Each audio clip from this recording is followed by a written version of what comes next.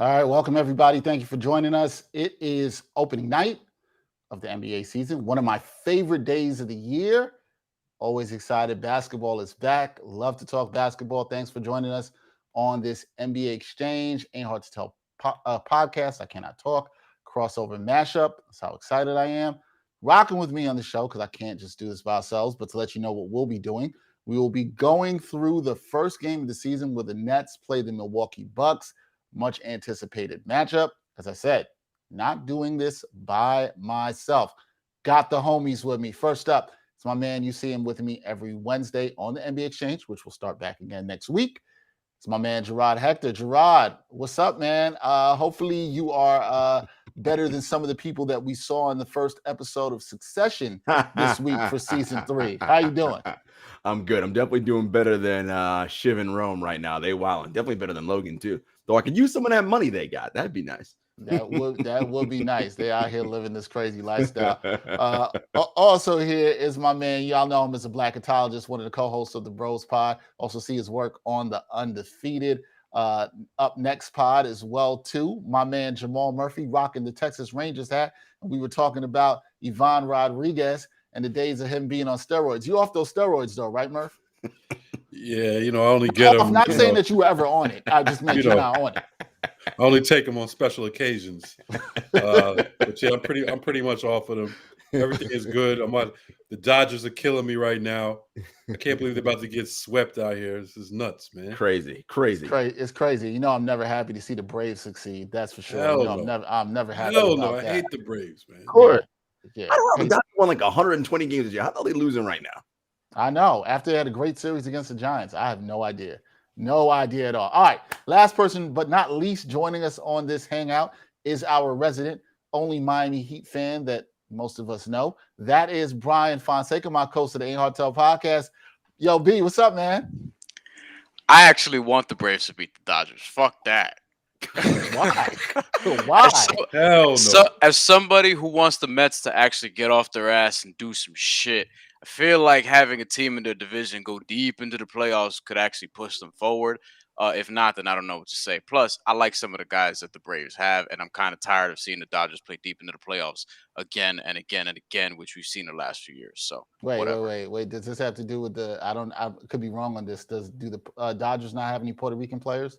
Is that what it's about? I mean, the people aren't down with the Dodgers. Albert Pujols is Dominican, fine. But you know what I'm saying? Like, I'm over here. I'm watching Carlos Correa and Kike Hernandez on the American League. Christian Vasquez and Martin Maldonado. You know what I'm saying?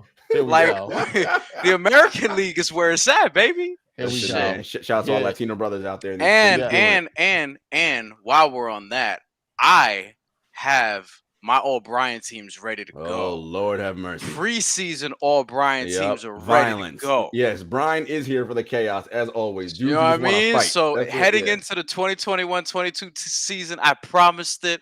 To no one's surprise, I didn't see it in the rundown. I don't give a fuck. I'm getting it in the show today.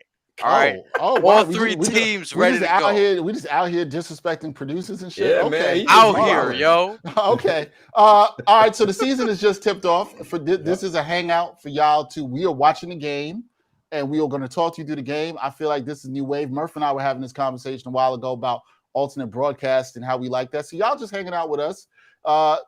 Grab your food, grab your drink, whatever it is you're doing. If you don't feel like listening to the TNT broadcast, want to turn us up? Sounds good to me. All right, guys. First game of the season, Nets Bucks. We know we have our resident Kevin Durant fan on this show. We all know who that is. If you're looking at this, yes, put him up on the screen. That is him. I mean, look, listen, man. Why you gotta? I mean, it's cool. I ain't running from that, but come correctly. I talk about facts, baby. I ain't just standing out here. It's facts.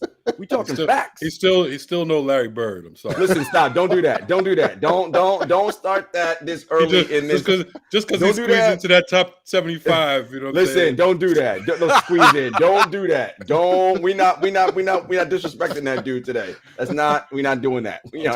People say he would have just been a sixth man in the 80s. Yeah, okay. Yeah, sixth man in the 80s. Fuck out of here. Would have been cooking them motherfuckers in the 80s. Fuck out of here. He would have been in the post in the 80s. Yeah, You know it what I'm doesn't saying? matter when this It'd topic. have been Sam Perkins. Sam, you see, I'm not even messing with y'all. Sam Perkins. He'd be like, See, Yo. Get out on him! Get out on him! Get on him! Oh, Hit the man. three. see, y'all wilding, y'all Oh. wilding. Sam Perkins, that's Sam great. Perkins. Oh man, listen, it doesn't matter whenever Disrespecting Kevin whenever Durant, the topic man. is brought up about Jarod's love for KD versus Larry Bird. Oh, it's hilarious to me. It doesn't matter whenever it's Because brought we're up. never arguing what the actual thing is, right?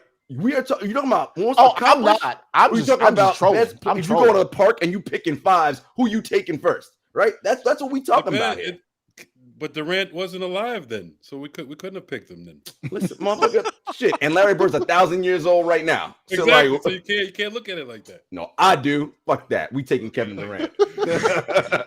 Oh man, as the Nets are now out to a 2-0 lead. Starting game. Claxton tonight, which is Yeah, smart I by them. noticed That's I I think noticed that. he got. What do Listen, you guys think about that? he gonna have to get burned It's crazy. this year. It's crazy because I was in Murph's fantasy league drafting last night, and I thought about taking Claxton late, and I didn't because I didn't know what was going to be the situation with him starting. So I didn't. But I like Claxton a lot. I thought he played really well last year. The key for him is, did he improve even more defensively? That's the key for me with him. When we see that with him defensively, What did you guys think about this being the first game of the season? I think a lot of people wanted to see this based on what we saw in the playoffs, the intensity of that series. I know it's a series, Brian. I know even you like that series. You probably would have wanted some more punches thrown, but you like that series for the intensity, right? And for them to start off with Nets Bucks on opening night, it's predictable, but it's the right move. Like, it's absolutely what you should do given how last year ended. And to follow up on the Nick Claxton point, he is clearly the big on the team with the most upside. Sure. So I'm surprised that they're starting the season with him this early, but I did expect him to be in that role at some point. There were even times last year where I was like, why don't they just give him some burn over DeAndre Jordan? And then eventually we did see that. So I think that he's going to be, one of the, 4 or 5 most important players on that roster this year, honestly, because we still look at this team and they're not huge. They have some bigs, but Nick Claxton is sort of the guy that can help fortify that. And, if so, and if he could defend, we're going to see what he can do against the Bucks. This is the team that they have to most worry about in the Eastern Conference. So he's going to be crucial for that series if they have another series. He is crucial, as you mentioned, because the Bucks have a lot of size with Giannis and with Brook Lopez. And look, you're kind of seeing a little bit right now early on in this game in the sense that, they're getting good first and even second contest on Giannis. The Nets problem that they've been having, and last season, and it's looking like they're having it again, is finishing out the defensive possession. They're playing decent defense and then not securing the rebound and getting killed. You getting killed on the offensive board is going to be problematic against this team in particular. Absolutely. It's going to be. It's going to be really interesting. See, hey, I know somebody that Murph killed after this playoff series in the Nets Bucks. You know who I'm talking about? Rightfully so. He did not show up at all. He could not make a shot at all whatsoever. Oh, yeah, how big is Joe Harris? Especially, we're going to get to Kyrie. We're going to get to Kyrie. But how big is Joe Harris? We got to. Yeah, we got to. Or we don't. I don't know if there's more that we haven't said. But how big is Joe Harris with Kyrie out? Because this is an opportunity. They're going to need him early in the season, right?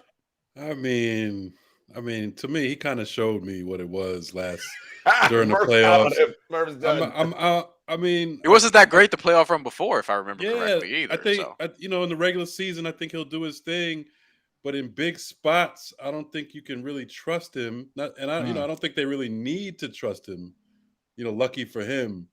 But yeah, I just think that's he's one of those guys who you really can't. I mean, he may get it done in the regular season and lead the league in 3-point percentage, but it matters when people are playing good defense on you and the pressure is on. Can you make the shots consistently then? And I'm not sure. Hopefully he proves me wrong, but right now I'm wavering on that.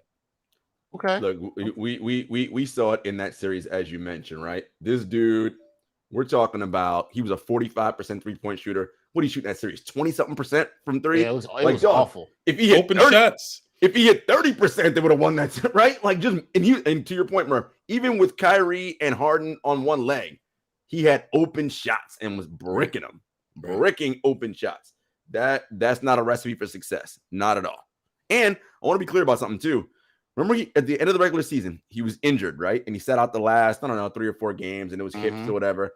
And one of the things that people like Joe Harris and Joe Harris fans, and you can kind of get what I'm saying here, love to talk about is, he's an Iron Man, plays every game, blah, blah, blah, all that jazz, right? Yo, sometimes, my guy, you got to get your body right, sit out and do what you got to do, because the 16 games are the games that really matter for this team, not the 82. Right. Nope. I absolutely agreed about that. What do we think about how the Bucks are looking early on? They seem to be getting whatever they want inside. Giannis looks confident. He's been looking good throughout the preseason. Well, they're doing what I just talked about, right? They have 6 offensive rebounds and 4 points off that. Like, again, you're playing good enough defense. Close the possession out and get the damn rebound. Nope, not doing it. Tip in, score. They're coming out on fire. Remember, this is not like your normal team that won the championship last year where they might relax that first game. Well, you know that all they've been hearing is they only won it because of injuries, and you barely beat the Nets and Durant with just Durant out there, no Harden, half a Harden, no Kyrie. So they're hearing all this stuff, and then they get the Nets in the first game. They got to be hyped for this. Oh, no matter what any of these two teams say after the game, it's just 1-82, blah, blah, blah, we don't care. No. These motherfuckers care about this game. The Bucks been hearing all season, as Murph said, all off season, y'all wasn't shit. You did it all because everybody was hurt. And the Nets are like, do we doing this? And the Bucks are like, wait a minute. We won the championship. What y'all mean? The Nets got drama. They got Kyrie problems, whatever. They want to win this game too. So and they do have Kyrie problems. They do got Kyrie problems. Kyrie not with the team still. I'm going to push that till later. Eric Adams will save the day. That's what I hear. Oh, hell no. Oh, no. We got problems now. That's your boy. That's your boy, Dex. Dude might as well be a Republican for crying out loud. Jesus Christ. Yo, got the heads up, man. I got the heads up. Don't shoot. Don't shoot, man. Don't shoot. Shit, Eric Adams, former cop. He might. I'm just saying, listen. Brian, I can say people come through the podcast and talk to them about different views and things. Yo, we gotta have, we gotta have Eric Adams on the podcast to see if he is going to save today. I'll have some questions. I'm sure you do. I'm sure you do. Look, I will say this. To me, it's like I could at least have I don't think he's he's not Curtis Sliwa, all right? In terms of his character, right? I don't think he's a bad dude necessarily. He ain't progressive though. I fundamentally disagree with some of the things that he's obviously putting forth, but this is meant to be NBA opening night stream. We gotta chill. Yeah, chill with the politics. We don't want no drama out here in these streets. I don't need my phones tapped right now. Yeah, I need my phones tapped. They probably already are, but yeah, you get the point. Yeah, I ain't worried about him necessarily by comparison. But yeah, I mean, look, one more thing about this game that we're watching, I don't I'm not the person who this is the be all end all for me because it's just the first game of the season, so I'm not gonna make so much about it. And my boy Bobby Portis is injured, so he ain't. Here we go. Oh, here we go. It only took us almost 16 minutes to mention Bobby Portis, guy. Hey man, it only took us almost 16 minutes. You gotta get the people what they want. You gotta get hamstring. Okay. What do you mean what the people want? Who wants that? You gotta get the people what they want. You gotta play the hits sometimes. People who watch wrestlers. People who watch wrestling. That's who want Bobby Portis. AEW and WWE fans. Those are the people who want to see Bobby Portis. No. I'm talking about people who come in here expecting me to show Bobby Portis some love. You gotta give them what they came for, baby. I don't think you gotta. I mean, I think people came in here expecting it. That doesn't mean that's what they wanted. Yeah, listen, man. Listen, I watch pro wrestling out of everybody here. I understand how to work an audience. You know what I'm saying? So I'm just doing what I gotta do. Wrestling. We out here talking wrestling. I mean, listen, if anybody who's rocked with us knows that Brian is going to find a way to interject either wrestling or video games into the conversation. A lot of shit. I'm gonna interject a lot of shit. I don't even think people know. Even when I talk to Brian on the phone, Brian's got to figure out some way to get this in there. You know what I'm saying? Got to bring up somewhere. So first quarter, Bucks up 15-8 on the Nets. This is an interesting one. I wanted to talk to you guys because we can't not start today. And thanks to everybody who's watching so far.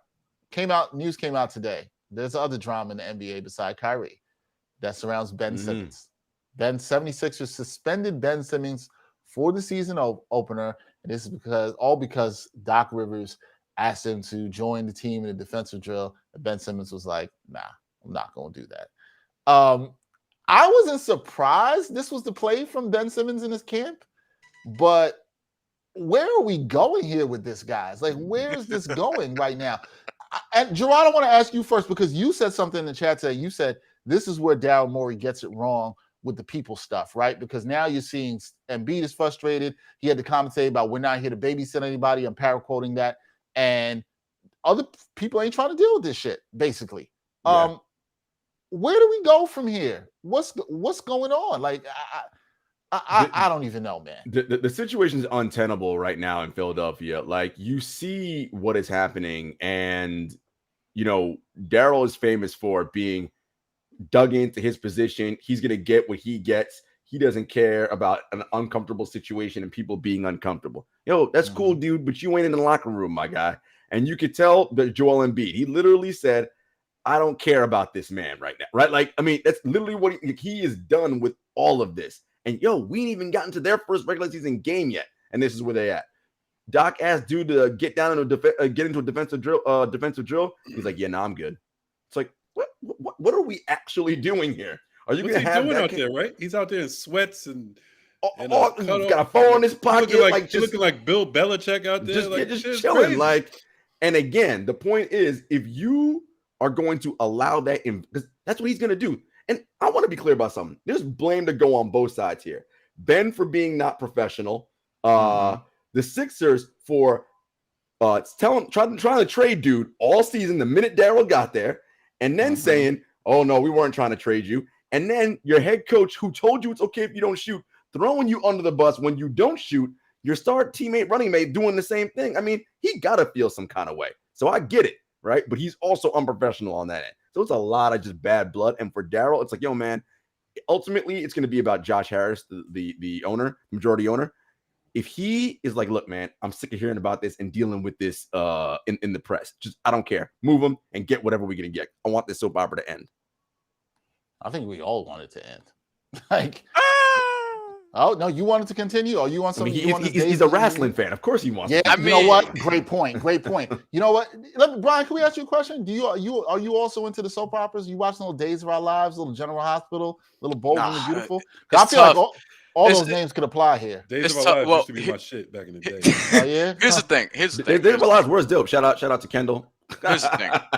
I don't watch as much wrestling as I used to because it just isn't really that good right now. But AEW is giving us a little bit of hope, but they fucking killed NXT, boy. Who I tell you. With the soap operas, I'm not sure. I mean, but okay. No, it's true. And with the soap operas, it's like once they get to the music and shit, like I don't know, man. There's a novela about Celia Cruz that I want to watch. I wanted to check that out, but that shit is 80 episodes long, and I just can't make that. Literally 80. Telenovela, baby. I can't make that commitment at this time, and I want to do it because I'm trying to get better. I'm trying to work on my Spanish and really like I've been dedicating myself, but shit is hard, son. So all the ladies are telling me like, you got to watch these novellas to get your shit right. And I'm like, damn, son, like, do I really have to watch 80 episodes of this shit just to be able to like actually have like advanced level conversations? Because the basics are here, but it's tough. It's tough. But I mean, you want to be basic or you want to be advanced? That's what it comes down to. Look. Don't tell me you're settling for basic. Here's the thing, not to revert back to politics, but briefly, just like this is the thing that white Americans don't understand because they don't have to learn another language and they don't come from cultures that really know a lot of other languages like that. Like them motherfuckers be, over here telling people like, hey, why don't you just speak English that come from other countries? And if they ever had to try to learn a language, woo, I'm telling you right now, this country would look different, boy. Oh my God. But anyway, did you see Nick Claxton, by the way, try to dunk on Giannis and get that shit swatted? Giannis swatted. Woo! Giannis is not somebody who I expect to get the MVP votes this year. However, he might. I mean, he might though. I think we might need to chill on. In fantasy basketball, I'm talking about like narrative or mostly. So in the fantasy draft, he in your league and in two other leagues. I mean, one of them was yours. I got him with the 7th overall pick. and then the 8th overall pick, which is crazy. How Yeah, he in a mock draft, Murph, I got him at 8 in a mock draft. And then in my draft last night, he went first. So it's just like, so he's all over the board, but he's going to put up numbers, man. I mean, to get him at the 7th or 8th pick is crazy.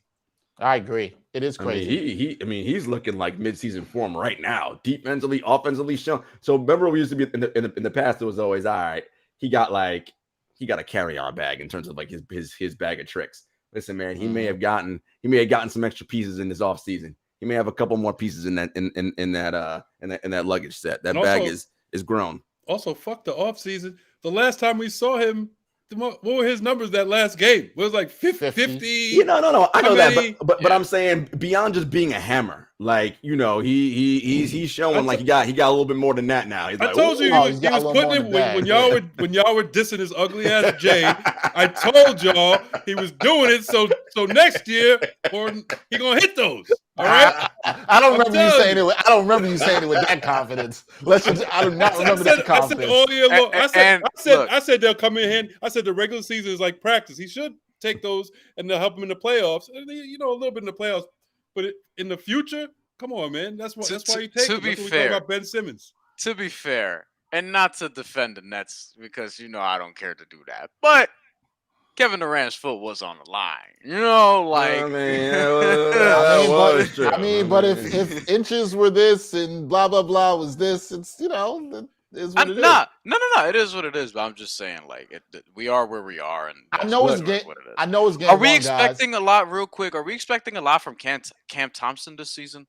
He's gonna have to now, given the Kyrie situation. He's gonna have to play.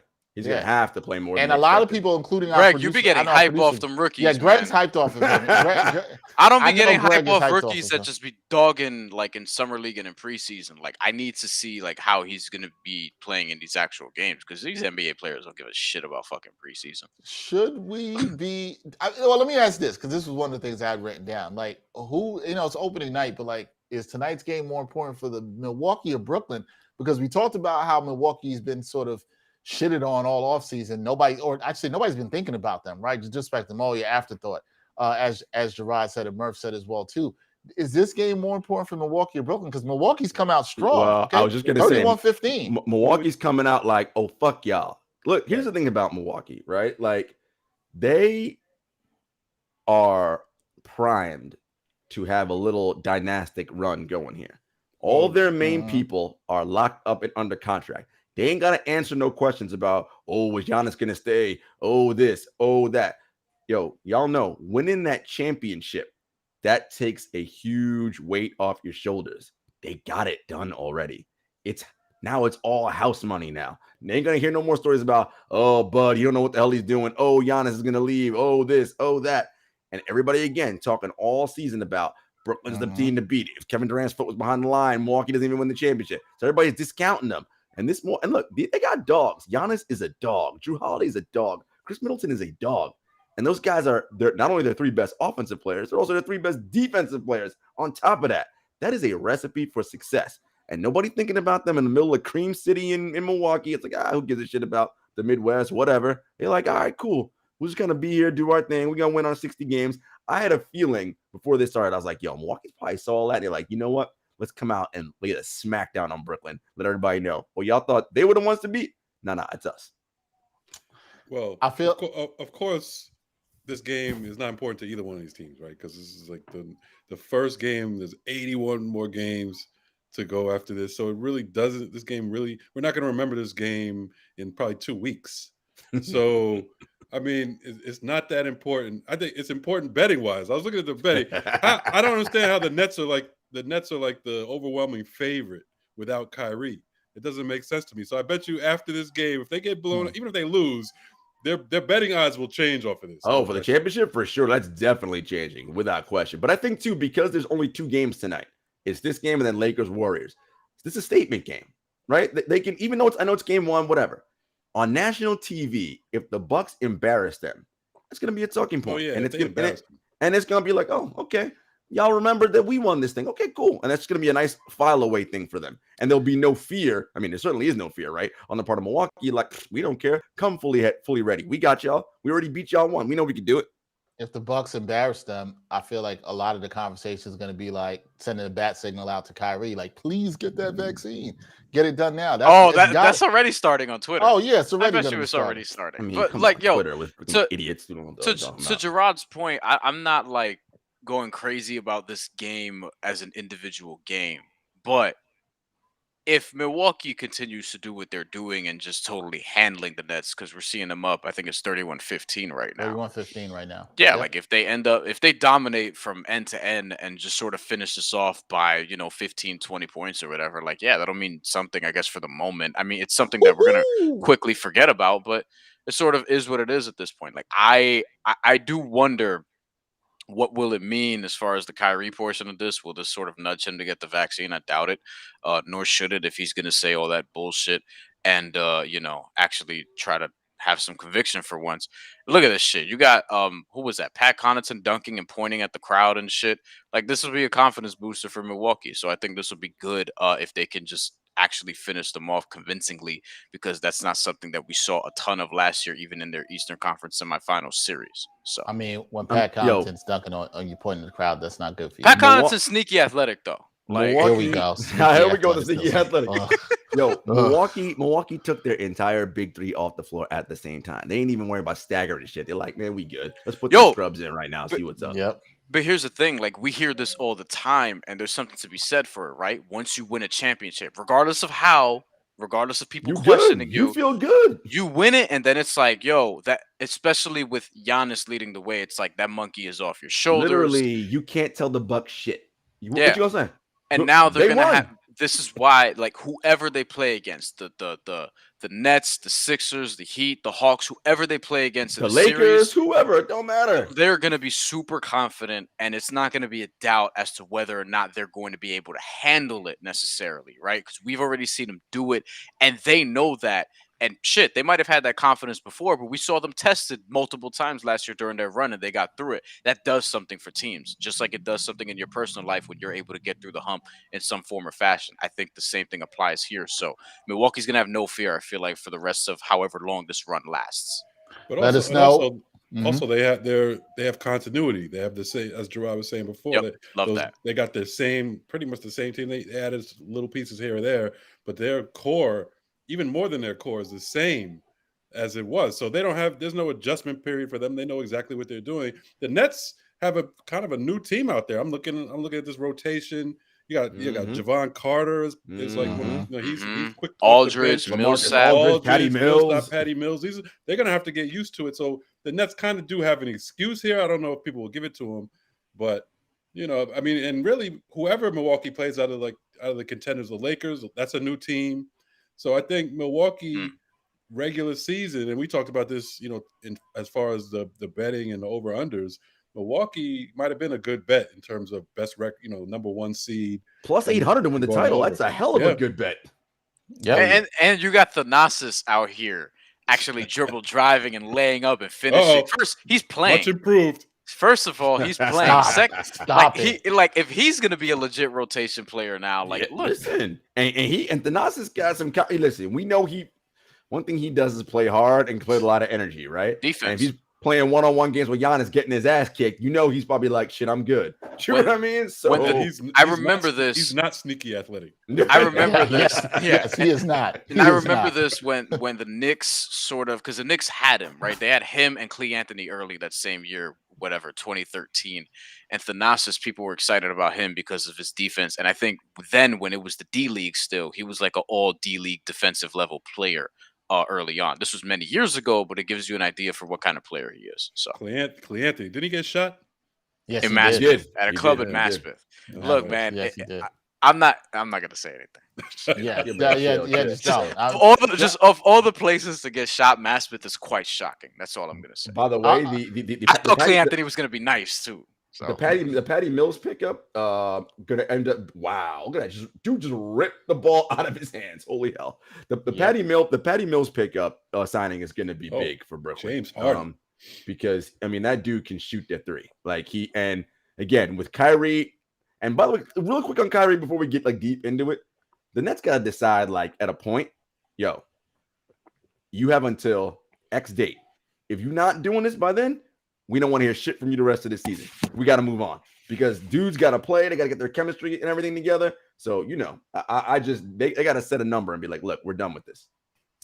I agree with that completely. I see my man Omar checking in, watching on LinkedIn, said Bucks confidence at 11 out of 10, as it should be. I'm just wondering, he also said nobody's choosing the Bucks, but I'm with y'all. Bucks are a lot of people. A lot of people. Like, a lot of the national order, but a lot of people are like, y'all crazy. The Bucks can go on a dynastic run here. Look, I can literally win 3 out of the next 4 of the next 6. They can go on a run. Giannis is now 26. Drew Holiday is what, 31? Middleton's what, amazing. 30? He's only 26. Like I'm saying, like right. He turns 27 in December, I think. Yeah, they good money. And KD's my guy, Harden's my guy, but KD's 33, Harden's 31. Like, you know what I mean? Like, it's now or never. It's now or never. Yeah, 100%. Yeah. It's now or never. Speaking of now or never, what's that date? Now or never for Kyrie. It's got to be. I feel like you got to. If I'm being fair, you got to give this dude to January 1st, New Year's. To do what? To get the shot? Yeah, absolutely. I will be. It'll be a resolution. Yeah. I'll be a little more lenient than you, Dex. I'll say Feb 1. If by February 1st you are not vaxxed, it's a wrap. Because what you're not gonna do is show up right before the playoffs and be like, all right, y'all, I'm ready. No. You're not doing that. We're not playing that game. Because again, everybody's gonna readjust into their role. Harden's gonna be back into, okay, not only am I facilitator, I'm also secondary. I'm number 2 scoring option now, as opposed to before I was number 3 scoring option. Now we got to revert. No. We're not doing that. Everybody's going to be in their roles and used to their thing. We can't have you screw that up now come April. So why February 1st, Jarod? Because that would be about, what are we talking about? 35, 40 games at that point? About half of the season. And we're about February 1st is 2 weeks before All-Star. More than that, actually. Two and a half weeks before All-Star, something like that, right? Yeah. I think that needs to be your clean slate, because then no more media people like us, Merv, and whatever. We're not going to ask you no more questions about it. Y'all say this the date, he say no. Hey, all right. What if the fans vote him in to the All-Star game and he plays? I mean, first of all, the NBA should take him off the ballot. If he's on the ballot, you're gonna know the NBA loves its NBA Twitter. That's true. Drama. He won't be on. No. If he's on the ballot, it's because the NBA wants that shit and they love the fucking drama. Because there's no reason he should be on the ballot. Okay, not playing. I have a question. In choosing these dates, January 1st, as Dex said, February 1st, as Jarod said. In the meantime, are you just sort of waiting for him to change his mind, or are you actually trying to maybe trade him or try to persuade him further, or just leaving him alone? I'm glad you brought that up because for me, I'm like, I don't know if I'm giving him a date at all, because I'm just trying to get rid of the dude. Period. You know what I mean? Like if I'm the Nets, and this has kind of been reported to some degree, if I'm the Nets, I'm just assuming that he's not going to play, because at this point, you can't assume that he's just not going to, that he's just going to pop up and come back. Like, maybe he'll change his mind. But for me, it's like, look, I'm trying to just do away with the situation and move forward and get everybody on the same page, as Sean Marks and Joe Tsai have said that they wanted to do. And it seems like the players are in agreement that they just want to all move on. So whatever the date sort of is, for me, I don't even know if there needs to be one, because I'm just trying to get his last year of his contract. So it's not like I'm going to extend him anyway. So for me, it's just like, look, you're not playing as far as I know. And so we're going to move on. You take a bag of chips for him, pretty much? Yeah, he's in the last year of his contract. And on top of that, it's like, look, it's not like you can't, great that he's, he was a 50, 40, 90 guy last year and all NBA and super talented and all this shit. But is it worth the stress? And this is something I've been asking about Kyrie since he was in Boston, or maybe even late Cleveland right before that. Is it really worth the headache? And other than maybe one season in Cleveland where, LeBron led him to the championship and he was part of that, obviously hit the big shot, has he sort of been worth that headache? They have to ask themselves. This is the all-time headache this time, though. This is the all-time headache. This is headache. This is the all-time headache. But Brian, be fair, he wasn't just some add along. Look at his numbers that's in that not what I'm finals. saying. That's not. No Kyrie, they're not winning that. They're not winning that championship. When he plays, he's all NBA. No Kyrie. They are not winning that. Brian, go look up his numbers. Go look up his numbers from that finals. Take him out and put a league average guard in there. You're not winning that finals. I don't care how great LeBron is. I mean, look, that's fine, but you're an anti-LeBron guy, so you know. I'm not anti-LeBron. No. I'm not anti-LeBron. I just speak in facts. All right. That's the only reason I'm looking at you. I'm like, I don't believe in LeBron James propaganda. All right. I don't worship at the church of that's not. I don't do that. I mean, yo, he needed Kyrie. That was a nice block, though. You saw what happened when he was without Kyrie. Thank you, Murph. That he didn't have Kyrie. Yeah, sure, for sure. I'm just trolling. They lost. No Kyrie. They lost. We saw that. I'm just trolling Jarod. We don't know. We don't know that. We didn't see it. No. We did see it. Yeah. We did see it. No Kevin Love. No Kyrie. They got beat. We saw it. That's dumb ass LeBron James. Bro, when you replace him with see, it came out. It came out. LeBron's a bum now. I don't believe in LeBron propaganda. I don't roll with that. Nah. But you believe in that KD propaganda? I don't know. I don't. I'm very honest about KD. I don't believe in no LeBron. I don't listen, man. Come on. We gotta call things for what they are, man. I hope Uninterrupted give you an offer letter someday. I want to see. Wow. Oh, you want me to say that's in LeBron's face? I'll do that. Shit. What's he gonna do? Listen, I'm always honest about dudes, right? It's like, come on, man. Like, yo, and I've said this before. He might be the greatest player of all time, but I don't mean I gotta believe your propaganda. That's all. Like, it means you walk on water and shit. Come on, man. Chill. What about this kid Nora, who I remember he was lighting it up at Louisville a couple of years ago. Didn't do anything last year. Yeah, didn't do anything last year as a rookie, and now he's right up in the rotation, dropping, all kinds of threes out here. I want to say he was with the New York Rens locally. Correct me if I'm wrong, somebody. Because he's from upstate New York, right? Yeah. And I was hearing about him then, like before he even committed to Louisville, and. Yeah, he's nice. He hasn't really put it together in the NBA yet. He's been on the bench, but shit, he's been on the bench for a good team. And as you're seeing here, he knocked down another three. He's one of those recently. Dudes, I was looking at, I just look at I don't even like watching preseason at all. Joe Harris can't make a layup. But I'll look at the box scores, and Nora was putting up numbers in preseason. Those guys, like the rookies, the young guys, you can actually, once you see if they start putting up real numbers in preseason, it really does mean something. And he's in a really good developmental system because he's with the Milwaukee Bucks, who, we should also, amid everything that we've spoken about, we should also shout out their player development, right? And Jordan Nora is somebody who can take advantage of that because he's in a good situation. I think he's better than some of the guys that they've had go through there, like DJ Wilson, for example. So he's playing real minutes in his first game, and you're seeing him, not just shoot, but he was making, he made a couple nice passes earlier, playmaking for other dudes, Look, if Milwaukee's just going to be able to be one of these organizations, just going to find role players, it's going to make them dangerous and make their run more sustainable. And, I'm not going to throw the word dynasty around as Jarod did, but look, it'll keep them at least very relevant for an extended period of time if they could do that. Because we've seen that work for the Spurs, the Heat, now the Raptors, for example. Yo, was that Mallory Edens on the front row there next to the Bucks bench? I'm looking again. Isn't that your girl? See that. Listen, don't be saying wild shit like that. Ain't that your girl? Who is that? That's the Bucks. What's Wes Edens? Is he minority owner? Or is he? No, he's co-owner with Lazary. So it's co-owner Mark. So Wes Edens co-owner with Mark Lazary. It's his daughter. I think is that the one? Was she on a? She's with Drake or something like that. Something like that. I feel Drake, was it Drake put her tagged her in a picture. Something. Yeah. Something like that. She was on a podcast and got some buzz for a little bit. Drake a dirty Mac. I remember a few years ago. Don't leave the girl around me. True player for real. A few years ago, he was posting this 18-year-old chick. Nobody said anything because it's Drake. You know what I'm saying? I remember that. Nobody found that a little bit weird. Think about his album. He took her out, shut a restaurant down or some shit. Certified Lover Boy. He been trying to let y'all know. Listen to Drake's records. He don't feel like who he is. Yeah, he don't feel. He didn't even have the best album cover of pregnant women on it. Because the game did it better a couple years ago, and there were actual pregnant women on the cover. It's a stupid ass cover, but it was at least better than having it I like the emojis better than the real one. Nah, I like the real one because I don't see no real pregnant women. No, I'm thinking the real one. We're not even talking about the NBA. I like the real one because like, think about the process of how that goes. Like the game, who does the game tell? Like, yo, I got this idea for an album cover, son.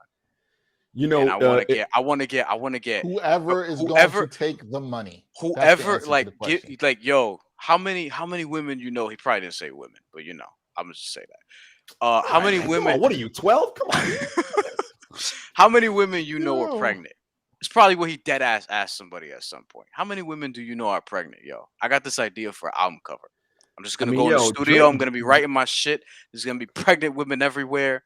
You know what I'm Drake's the saying? same dude who goes to AAU games to take out these moms, right? I mean, come on. Even though she was bad though. I mean, yeah, no doubt. But like, you know, I'm just saying that's what he does. That's Brian. That's Brian's boy. Who is for sure? Drake, man. You know I'm not a Drake guy. All right, like Drake. Yeah. I'm not quite as anti-Drake as Jarod is anti-LeBron. Chill, but I ain't really a Drake guy. Don't do that. Ain't nobody anti-LeBron. Stop it. Stop it. I just would like to see Brian in a Kyrie Irving jersey bumping some Drake. That'd be a great sight to see if we can get that to happen. That's like as far as you can get from who I am as possible. There we go. I'm not even an anti-Kyrie guy. I just think he's being fucking stupid with how he's handling this. All right, so the Nets still they're down 10. They're hanging tough, I guess. Here, we can say they're hanging tough. Remember when Harden was like, "I wish I could be just 7 feet tall. I have no skill at all, and just dunk on people. That'd be great." Yeah, I do remember that. It didn't age so well, did it? No. Nah, because 7-footer got some skill now. He's showing some skill. I will say this, like, you know, it ain't like, I mean, Harden is one of the more skilled offensive players we've ever seen. Like, he's nice with it. I mean, shit, he's shooting wide open threes. I hope he can hit them. Yeah. Oh, Grayson Allen, you talking about? Yeah. I mean, yeah. 2 years, $20 million, I think. Yeah. I mean, what's up with the White Dante DiVincenzo? He's still hurt, man. He probably went back to like January. I don't think his days are numbered. It's looking like it might be. I like because they got Pat Connaughton, they got Grayson Allen. How many white dudes you gonna have? Exactly. You know what I'm saying? Even if you're a cool white dude, you know what I mean? All of them. Well, I mean, all of them. You know, I feel like Mark Cuban's still on that plan to get as many of them as he can in Dallas. Watch out for that Kevin Love trade. Watch out for DiVincenzo will be the next point guard in Dallas. Oh God. No, like this is all, you know, this is all interesting. I think like this is a good game for Nick Claxton to have. He got to get them because he really didn't play that much in that Milwaukee series last year. He got to get that just experience of Giannis working you, like for a bit, right? Like you gotta just feel that, right? So you know, all right, here's what I'm gonna do. Oh, look at James Harden with the D on Giannis in the post. Hey, listen, James Harden may not rotate out on the perimeter, but you catch that dude in the post.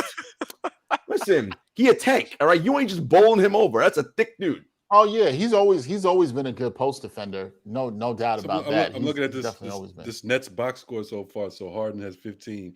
Secondly in score, Patty Mills with 12. Yeah, he's killing.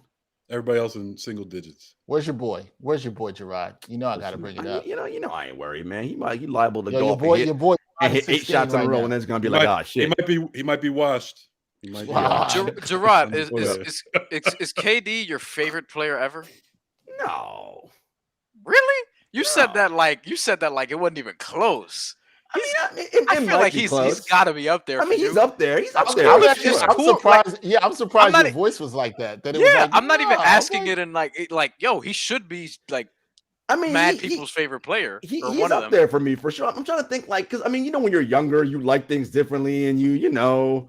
But like as an adult, don't question yourself, Jarod. No, listen, stop. Ain't search your feelings. You know what's to be true. Just because you were young, you saw what happened. Now, don't try to chill. Don't try to be like I know better. Don't do that. But like I'm trying to think for me as an example of a guy who I really liked when I was younger that I didn't like so much when I got older in terms of playing style. But my guys when I was younger, well, yeah, I mean he's not on the All Bryan team this year, so spoiler. No, for the first time in probably 10 years. Yeah, for the first time, like he's not on any of the 3 teams. Minnesota will do that to you.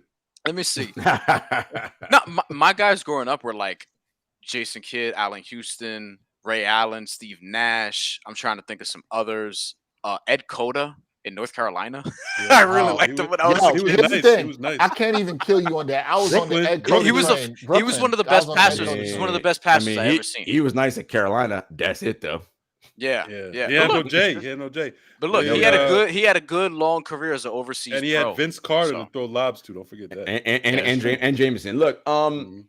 I mean, you gotta remember my first player I fell in love with was Magic, man. You know, that Magic, that was my dude. Like, you know, so it's real hard to like now. Look, I mean, of course, he's the shit. Fucking, you know, my basketball love language. Tall dudes who can shoot.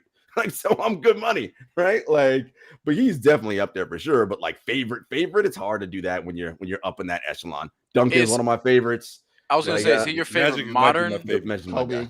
Is he your favorite modern NBA player? Who, Durant? Yeah. Oh yeah, for sure. Okay. So you're considering Garnett is up 80s. there for me too. You're considering 80s not modern. Yeah, when is modern? Yeah, when does modern begin? Because I mean that is the modern era technically. So for you, when does modern begin? How about active? Active. Okay, here. yeah, for sure. Yeah. Oh, Let's for just sure, say for sure, active, for sure. because then Yes. it gets complicated. It's like last Because five. Iverson's one of my favorite too. Iverson is all up there time. for me too. I know the analytics. Iverson train, I know the analytics be trying to kill him and shit. I mean, no, I liked Iverson in terms of like pound for pound. Like, damn, that dude can just fucking ball. But like, listen, man. What? Let me hear you. What does that mean? What was that? Listen, because whenever you argue Allen Iverson with people who love Allen Iverson, it ends up never being about basketball. It's always about like what he meant for the culture. And I'm not saying he didn't mean anything for the culture. I'm talking about basketball. Like basketball. Although depending on he what did a lot in basketball now. Did match in basketball, no doubt. Depending on what your discussion is, the cultural stuff, does matter also. But like if you're having a strictly basketball discussion, like like a lot of people last year were saying, yeah, go ahead. No, I'm saying here's a good question. So we're adding 25 people onto the list. Is AI going to be among these 25 get added? He needs to be. What, 75 best players ever? We'll find out. He should be. So if basically, if he gets snubbed, it's because of the culture. You know what I mean? It's the anti-culture. So basically, it would be saying it would basically. We out here. Are they only? There's gonna be mad articles and undefeated about it. We gonna show with the do-rag capes out. We just gonna be in the streets. Are they only adding 25? Don't do it, NBA. Are they only adding 25? No, yeah, because they already got 50. It's just 25 more. Yeah, 25 more. But the thing I'm also intrigued is, can people also be dropped that were? That's what I'm thinking, because they should be. Okay, but if people can be dropped, you're also going to add people. Neek was never in that first 50. He should have been there. So basically, you said Dominique was in. Yeah, the first he was in the first 50. The 50 was he's when? One of the most, 1996. he's one of the most underrated dudes ever. He was mad nice. His problem was he played in the Bird Magic era. That's his issue. It's like, oh well, Right, and we saw those games. He dropped 50, and Bird would drop 51. You know what I'm saying? What are you supposed to do? So the 50 was 1997. Is that when they did it? 96. So they're gonna add 25. So basically, it would be saying is Allen Iverson one of the best 25 players of the last 25 years. Well, 96, 97 season, but yes. From 96 on, that's a lot. I mean, I'm not saying he isn't. I'm just saying when you I go would through say, that list, you like. I mean, they're gonna put McGrady. They're gonna put McGrady there. Probably. My automatic inclination would be that Iverson great. goes there. Yeah, Iverson goes there. Now, like, I think that he's also probably better than some of the people on the 50, like on the current 50. Probably. Only thing against Iverson, he doesn't have a chip. I think it's going to be hard for these first ballot Hall of Famers from the last 10 or 12 years that have made it on to not be on there. Like, it's hard to be like I feel like Duncan on, Kobe on. Yeah. Dirk on. Iverson to me should be on. T-Mac probably should be on, right?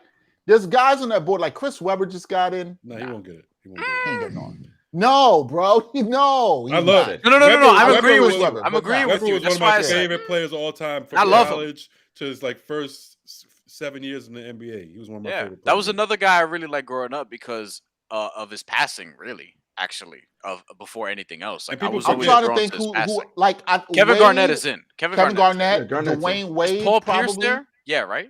I think he's Pierce kind might in be that in. line. Pierce got that chip. Yo, that chip matters. But I think he's in. I think you got to put Ray Allen. You got to Ray put Allen's him. in. Rod. Let's be honest, Rod. That shit matters in Boston, especially. You know what I'm saying? I mean, you listen. You know how they do up on the causeway up there. You know how they do up in that. Is Carmelo country. Anthony gonna get in? There you go. Is another one. Of those There's 25? another one. I think he's in. I think he's in that like. He's the definite Hall of Famer. If you had to choose between No, Carmelo and AI, who's getting? AI. First of all, even off like team accomplishment, AI did more than Carmelo. He took a team dolo. Nobody. Yeah. Look. To the chip. Look. I mean, he did a defensive player of the year on his team. He wasn't dolo. I He was dolo, agree. trust me. I agree with y'all. I just don't like how quick y'all said that shit. You know what I'm saying? the Like Kembe that was a like- little the too Kembe was fast like- for me. Nah. Kembe was like the '90s Gobert. That's why you. Well, see, here we go. We got to get on the Gobert trade now. But I love the Kembe though. I love the Kembe. Listen, man. Listen. Defense is half the game, y'all. George Half the game. Does Yao Ming get in? Yeah, but it's not supposed to be half your No. game. It's not supposed to be all your game. You're supposed to be able to do half of each. You're supposed to be I don't think this offensive guy and gets defense. in. I don't think this guy's gonna Oh, get man. in, but I think he has a case. Does Dwight Howard get in? Oh, See, Hell no. do I definitely get? See, Wait, Hell no. No, See, what I'm saying here? See, no. Hold on a second, guys. Hold on. I think I what don't you're care what reacting. it. I don't care. what Gerard, the you're numbers say. saying does he get Gerard? Does he get into the Top Hall of Fame? 75 all Absolutely. time. I'm Top talking about the 75 top all 75, time though. He's a Hall of Famer. But Yeah, I don't think top he gets in. 75. I think he's Hell like no. Melo, where he's on. I could Alright, see him being alright. voted in, but I don't think so. I'll take Melo over him. All right. I mean, you do remember there were those questions that had at the time when Dwight was at his peak. People were legitimately asking, if you're starting a franchise, who are you taking, LeBron or Dwight Howard? I don't know. Like, those were legitimate questions. It was a legitimate question. When? I mean, at Show the me the time, tape. for Show like me the 2 tape. years. I can't believe that. I mean, Greg, LeBron, our producer Greg does make a good point. He did lead a team to the finals, Sure did. although it was not as And he got a ring. impressive. It was not as impressive as AI. I will say that because AI was playing with nobody who could play good offensively. Come on, guys. Aaron McKee and Eric Snow. Come on. Yeah. All right. That team was nasty defensively. George Lynch. George Lynch. They were Todd- nasty. And defensively. those guys were starters. Matt How Geiger. you letting Drew Geiger Holiday was on push that. you right now? Todd McCullough was on that team, right? Todd Yeah, oh my McCullough. Look at God. the names we're Todd talking McCullough, about. by the way, who started in terrible. the Eastern in the NBA Finals when he was with the Nets, like Yes. immediately Oh, after. yeah. What the fuck were we doing? I think I'm saying there's a case to be made for Dwight Howard. I could see it. But I want to sit down and really think about I it. think what we're talking about is the guys who were lock Hall of Famers of these last 12 to 15 years, some who've already been in. A good amount of them guys are going to be No as Vince, part no of that Vince. 25. It's just also who's coming off the 50 and how many more spots are open. And remember, we're Greg talking about a asked vote. We're talking about Vince a vote. Carter. I said I probably lean no. Yeah, I say no. because there's But- only 25 guys. And we're talking about people voting right now for the top 75. Right. They're not going to vote Dwight Howard in. I can't see it. Probably not. Even if he did deserve it. Are we putting Rudy Gobert on this list? I mean, 3-time No. defensive player of the I year. put him top 70. Does Ben Wallace get in? No. No, Probably not, right? No, No. Ben Wallace ain't getting in. He's not getting in. I love that he's in the Hall of Fame. And I think there will be some active guys that like. I think Durant and LeBron obviously are. Yeah. Durant's already in. Giannis? Durant's already came out. Oh. Durant's already in. Durant, Giannis, and Harden already in. Oh, really? Giannis? List came out today. I Yep. mean, Giannis Yeah. is already a two-time Two-time MVP, DPOI. Yeah, I mean, that's No, fine. I I'm think fine he with should that. be there. Absolutely. Any two-time MVP has to be in. What about Steve Steve Nash? Nash. He's in. He's Yeah, nationally in too. I like Brian. I like that. I think he's in. Steve No, Nash. Steve no, Nash the is list. in. The list already Is came Chris out. Paul He's in? He's in. Oh, he's in. Oh, the Chris full Paul? list is out. Not the full, just the whatever they released it, the Yeah. first But he 25. was part of today. that already. Yeah. Steve Nash was announced. And Okay. you said Chris Paul is also in. I didn't didn't see see. that. I didn't see Chris Paul. Chris should Paul be in. has to be in. He should be in. Has to be. He in. should be one of the only Remember active that guys. they're doing it in stages, so I'm sure. Right. Oh Yeah, yeah, yeah, Chris. yeah. Chris will be. Yeah, for sure. Yeah. I think. Yeah, he- yeah, he- the I'm media just. loves I'm him. just trying to think of like other locks that are like recent or active or whatever. Steve Nash though, like that one's a lot to me for sure. Dirk. I agree. We mentioned I agree. I agree. That's absolutely. I think lock. Jason Kidd's a lock. That to was me someone also. we mentioned already. Active player. Jason Kidd is another one I would say agreed. Yeah. We might have named 25 Yeah. dudes already. I don't think we did. I We've think- been named 25 dudes. yeah, we also named some dudes that have no business getting in, like or people we talked to. We put up names we shouldn't be talking. We talked about Eric Snow and Todd McCullough. I don't know why. Was Reggie Miller on the first 50, the original 50? Yes. I think so. Was he? Damn, I don't I'm pretty remember. sure he was. Shit, I feel like he was. I think I'm so. trying to remember that list, right? Yeah, like I gotta. obviously, like I know, like Jordan, Pippen, All them. Hakeem. Was Shaq on that list? Yes. Yes. That was and like 5 years into his career. Well, the funny thing about that was That's people how thought crazy Shaq he was too early. They were like, "That's too early to put him on." He But his proved later it. career proved it out. But I did think at the time it was too early to have him on that list. But his later career proved it out anyway. But I would like Reggie Miller was not on that list. oh, there you go. Oh, So you got to put Reggie on there. Do see, you? but yo, B, you only got 25 slots, my guy. So who you kick it out?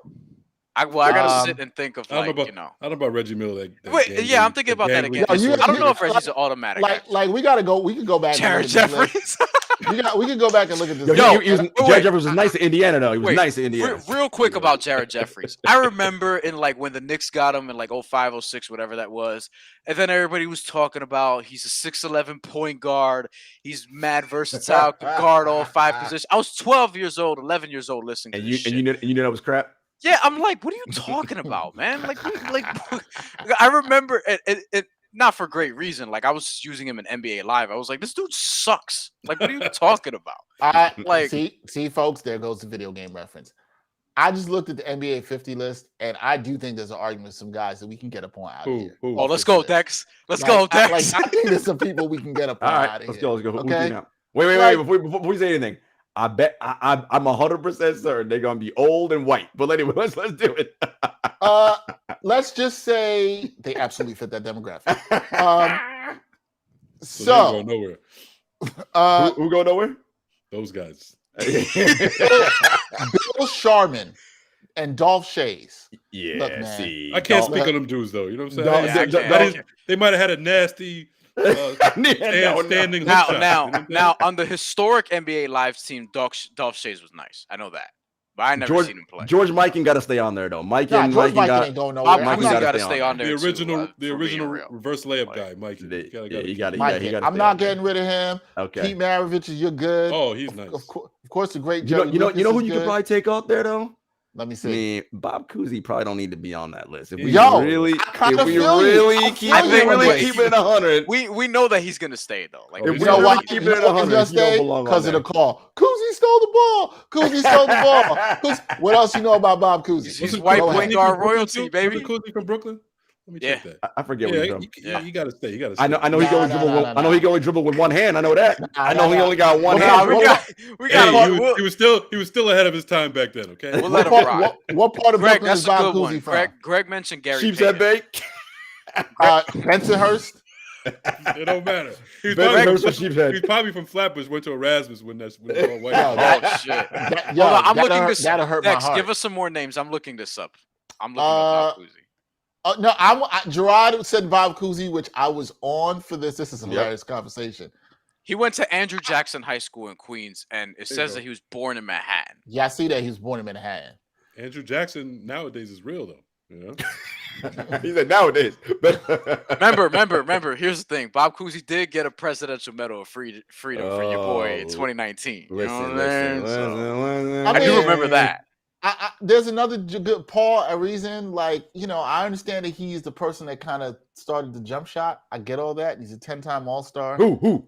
Paul Arizin. Have you even ever heard of him? Yeah, I have, but nah. Take him Yeah. off. Take him off. Is he the better list, than man. Trevor Ariza? Greg. Come on now. Greg mentioned Gary Payton earlier. The There glove? was somebody else I wanted to mention that was also from the 90s. Yo, you heard they call his son the mitten? Yeah, For real? I saw that. Yo, his son is a really fucking good defensive No, player. he's a great I defender. know, So but really they call good. him the they call him the mitten though. He can't do anything else really like that. That's the problem. But he's as good as like there is in terms of perimeter defense. Like in basketball, really, he's as good as you can be, and he's athletic. Okay. I see Murph's boy Joe Harris hitting a shot. Got the Nets within 8. About time Harris hit a I- shot. Joe Is Harris it- on the top 50. Top 50 and not showing up in the playoffs. Is he a- Wow. Is he a top 50 player in Virginia hoops history? Wow. Absolutely. Probably Absolutely. not. Probably Look not. at he's like, No, probably not. I think he got Probably to be not. if he was In a his second round hoops pick. history, Virginia hoops? Virginia produced mad. UVA had some nice dudes, yo. I know, but even- 50. Yeah, I would bet they got 15 Was players better he? than Joe. Yo, I ain't pulling this up. is Joe Harris better than Curtis Staples or Harold Dean? No. Okay. Who are they? Who are those guys? He's So, probably yo, better that- than them. He's that- probably that- better than them. That was UVA's dope ass backcourt He's back in the probably better 90s, than, boy. but he's not better than Ralph Sampson. He's not. No, he's definitely not better. Oh, you than mean you mean played for Virginia or from the state of Virginia? Played Played Virginia. at Oh, Virginia. that's different. I thought you meant from the state of Virginia. No. I don't even know No, if he's there's from 50 people better than him from the state of Virginia. Of course. He's not from. He's not from Williamsburg. Where's he from? Wow, come on, Brian. come on. You wildin'. Oh, You okay, wildin'. the Nets look like they might be back in this game. They're within. Listen, They're a good team. Oh, he's actually from Washington. State. They're actually a decent basketball team, the Nets, when they decide to actually play basketball and stop fooling Jalen, around. Jalen High can't School. stop Joe Giannis. Harris is That's 30 no. years old. He's sneaky older than I thought. Huh. I didn't know that. He just turned 30. Malcolm Brogdon was also Yeah, a because it took UVA him player. 5 years to break into the NBA. You know, That's true. Yeah. before he actually started getting playing time, he was in the NBA about 5 years. Nah, because he was getting playing time on that shitty Nets team from. He was in 16, 17. Cleveland. That was his third Remember, year. he got picked by Cleveland first. He was in the G League and wasn't doing shit. And then He had a cup of coffee with the Magic. I don't think he actually played, and then he tore his knee or something like that. And then 2016-17 is when he started playing more. But he was playing on the worst team in the league and one of the worst NBA teams in recent memory. Really, they were so bad that Jeremy Lin almost got him to a 500 record on games that he played because they just needed can a point guard. we have a real Jeremy Lin conversation? Like, Okay. Uh-oh. I mean, no, I'm just like, Where yo, I think he should be in the NBA currently, but that's another story. for another day. I mean, was he really that nice? Like, I Yes. feel like Can we just say? Why don't we just say what it is? He was nice for like 10 games. Right? I feel like it was. Look, he did okay. I feel like it was partly media created hype. Nice, good steal, and told it back. And Be careful. I know that's why. Saying, Yeah, like- I know. That's why I'm like, let me not say nothing. Let me just. Yeah, I mean, there's something to be said for that. But like, I defended him last year when he was like sort of like wondering why he's not in the NBA, right? And because in the G League, all 10 of the top scorers were like called up, and he was the only one that wasn't. And I think he's clearly good enough to be on an NBA roster at this point. I just don't like. I'm not saying that he should be a starter or anything like that, or even in a rotation for like a really good team. But I do think he's worthy of being on a roster spot right now. And I think that's just a product of the NBA just giving out contracts to undrafted dudes as opposed to veterans. What I remember happening is all the Jeremy Lin noise and him Miami coming into town, or them going to Miami, and LeBron and Wade being like, No. we're not. No. Mario Chalmers ended insanity. Yeah. Being like, nah, we putting the clamps on this dude. And I was like, Mario Chalmers? I was like, all right, well. Mario Chalmers was a really good I defender. mean, I know, but I hear you though, because he was busting everybody's ass for like 2 weeks, in a way that was like, it was historic because he was undrafted. He went to Harvard and all this shit. Now you look at Harvard and they got some fucking players. And it was that thing where, like, it's kind of like in baseball, right, Murph? The first time you see a pitcher got a funky delivery and he messes you all up, but by the time you get through the league 2-3, you're like, I figured it out now. You know what I mean? And it was like, all right, like he was, the way we're talking about was like he was an all-star, and it's like, yeah, he was an all-star for like 3 weeks. And he was a and he was 3 weeks. Yeah. and then after that he was he was what he was, a serviceable good, maybe league average point guard, league average starter, player, right? Yeah. League average or good. He was a pretty good six man when he was in Charlotte, for example. Like, that's what he became, which is great for an undrafted player. But no doubt, no, he shouldn't have. Like, that was sort of my initiation, or one of my initiations to media, was dealing with his fans, because when he was the Nets signing that year, that summer, and it was like 3 years, $36 million with a player option that he opted into, and then they traded him. Like, anything that was Lin related, it was crazy. Like, he had so many stands, even white dudes. You know what I mean? People who aren't Asian. Like, this wasn't like a whole bunch of people from China and Taiwan, et cetera, et cetera. This is just people that like really loved him, loved his story, or whatever the case may be. And then when D'Angelo Russell came in, it became a battle of the Jeremy Lin fans and the D'Angelo Russell fans, which was I remember short-lived that. because Jeremy Lin only played one game and then tore his Achilles. And then it became the battle of the Dinwiddie fans and the D'Angelo Russell fans. And yeah, Nets covering the Nets is unless you're a Net fan, that shit is a labyrinth, bro. I'm telling you right now.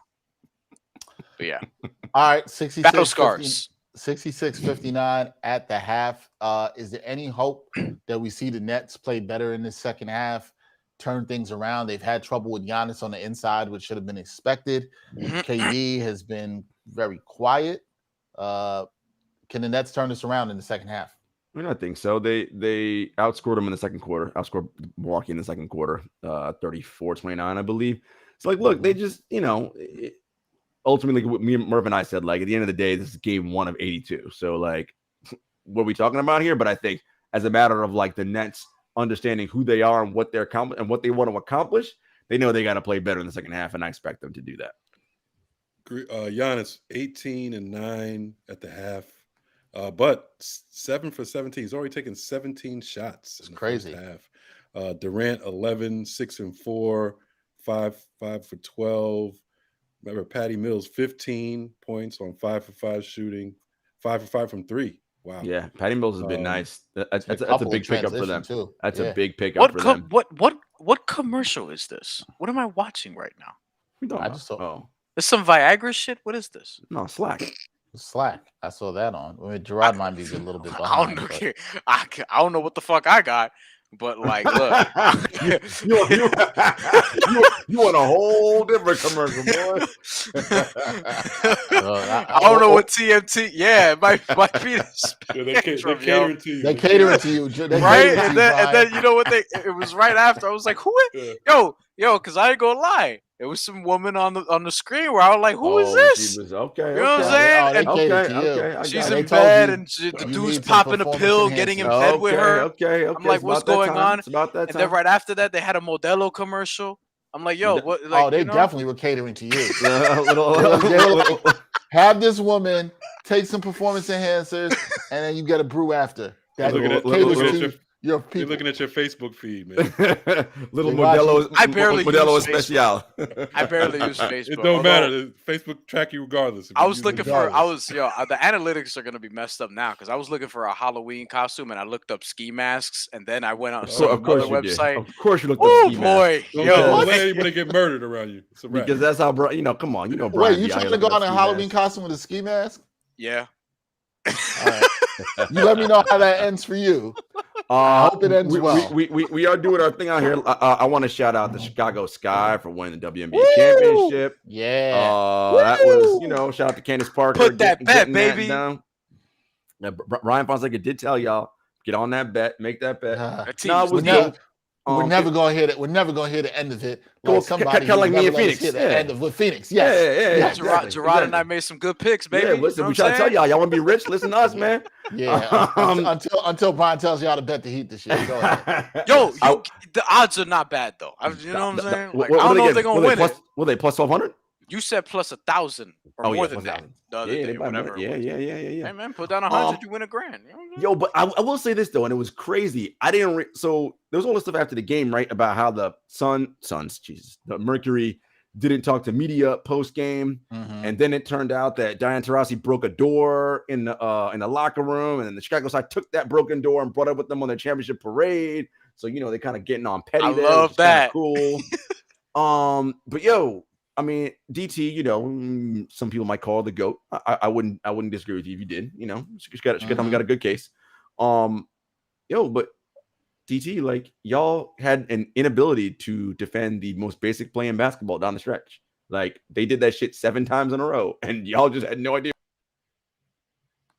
what you were doing. It's pick and roll, man. Like, what is your coverage? Like, I don't know what they were doing. They just didn't know how to defend it. It was clear.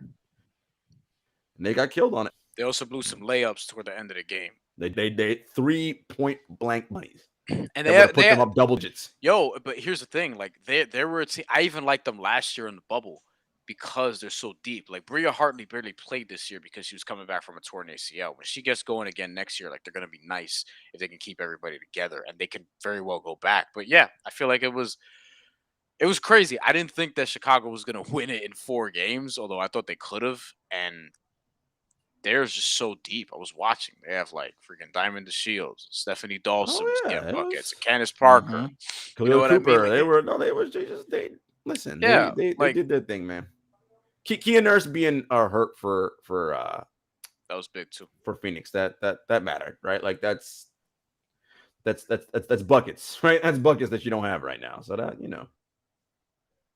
but salute to the Sky for winning, and and how good was like the crowd and the atmosphere? Oh yeah, Chance the Rapper all that out was Front dope. Street. Yeah, no, they were. They did well. Yeah, Chance the Rapper was also in Kyrie's IG Live, being like, "Yo, bro, I feel you, bro." You know what I'm saying? So, Chance the Rapper, like he's like, it's cool that he was there. Don't get me wrong, but I mean, Dexter and I were there when he was dropping, mixtapes that people were sort of overrating, and he hasn't really done a lot since. So, oh boy, here we go. Okay, so Chance the Rapper. So you're saying Chance the Rapper is a trash rapper? Is that what you're telling me? Nah, I just like not by chance. Brian, you took out your cord, homie. Dex, isn't he kind of the definition of I? You know what I mean? Like, I mean, what was Dex? You think he's bad, Dex? It's okay. I think he's. And I know Greg is going crazy here. I think he's talented.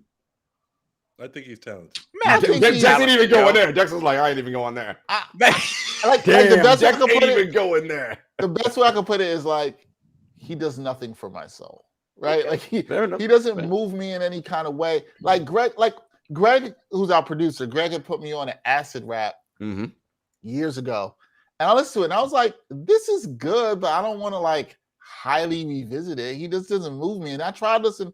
Like Coloring Book had some songs I like, but overall, nah. So I thought Coloring Book was all right. Like he had one song that I played, like replayed. If he drops another album, there's not a chance. Songs I've liked a lot. He's had a few songs I've liked a lot, but I've never like rocked the whole. His last album, he admitted was whack, and then he was getting all suicidal on Twitter. Like, damn, it's like that. Shit. No, he was getting like really down about it and shit, and then like now he hasn't really done anything in a while. But shout out to Chance because he was supporting WNBA, and we love that. But his album's alright. WNBA, which is like 99.5% vaccinated, if not 100. Yeah. One. I think it's one player. I think it's legit one player who I think still might get vaccinated or something like that. I do want to know who that one player is, but not like. Yo, B, did you see what happened in that play when oh god, I forget her name now. The blonde chick on Phoenix. When she was down on the ground and the Chicago Sky player was like taunting her. Like, what? So what happened there? I don't remember the exact play, but I do remember looking up at the screen and I saw that and I was thinking, I hope somebody has a photo of that. And lo and behold, it's out there. We got it. That like photo's out there. Cause she had gotten the Mercury player had like caught Diamond DeShields with a nasty cross, like either earlier in the game or later that game, and I was like, oh, I actually made her fall. I was like, that's not good. You know who Diamond DeShields' brother, right? Brother or dad? Brother. Who? Delano DeShields. I thought it was her dad. Her brother is Delano DeShields Jr. Her dad is Delano DeShields. Jr. I didn't know there was a senior. I ain't gonna lie to you. Yeah, he played in the majors. Yeah. I'm just like, I don't, Study your history, son. Come on, some shit. How about that? I do know, but like the Lionel DeShields Senior, I give you Jason Isringhausen all day. Murph, he was nice on the Expos, right? The Lionel DeShields Senior, like a little something. Yep. He was. There's no Tim Raines, but he was nice. Tim Raines was nice. Tim Raines was nice. Tim Raines was nice. All right, can we talk a little bit about y'all boy Hotep Handles? Can we talk about him? Because, I said, the best description I heard and I saw on Twitter, and I put that in the chat, and it cracked me up. Kyrie thinks he's MLK. on the Lincoln Memorial, and instead he's Kanye with a layup package. I'm like, yo, that shit was hilarious. I moved It's too on. bad people aren't that funny in real life. Oh no, that's true. I moved on from World Be Flat. Now I call them Hotep handles. Okay, this is where we at right now. Hotep handles. Do we think he's coming back at all? And Jarod, because I'm glad you brought up the point about the deadline for the Nets, because I think that's a fantastic point. If you want this to not become a season-long media narrative, questions, this is not going to stop. Do the Nets have shown guts to send him away from the team? So I should take that logic and say they will also have the guts and the fortitude to say, all right, you got to have a deadline. Or do we think it doesn't happen, and by some miraculous nature, Kyrie announces maybe tonight in the last 3 minutes of the game, he comes on IG Live and he's like, hey guys, I'm back. Listen, this is all about Kevin Durant and James Harden's appetite for this.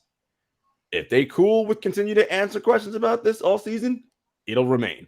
If they get to the point where they're like, I don't want to do this anymore, and they go to Joe Tsai and Sean Martin and like, look, just fix this shit, then they're gonna fix it, right?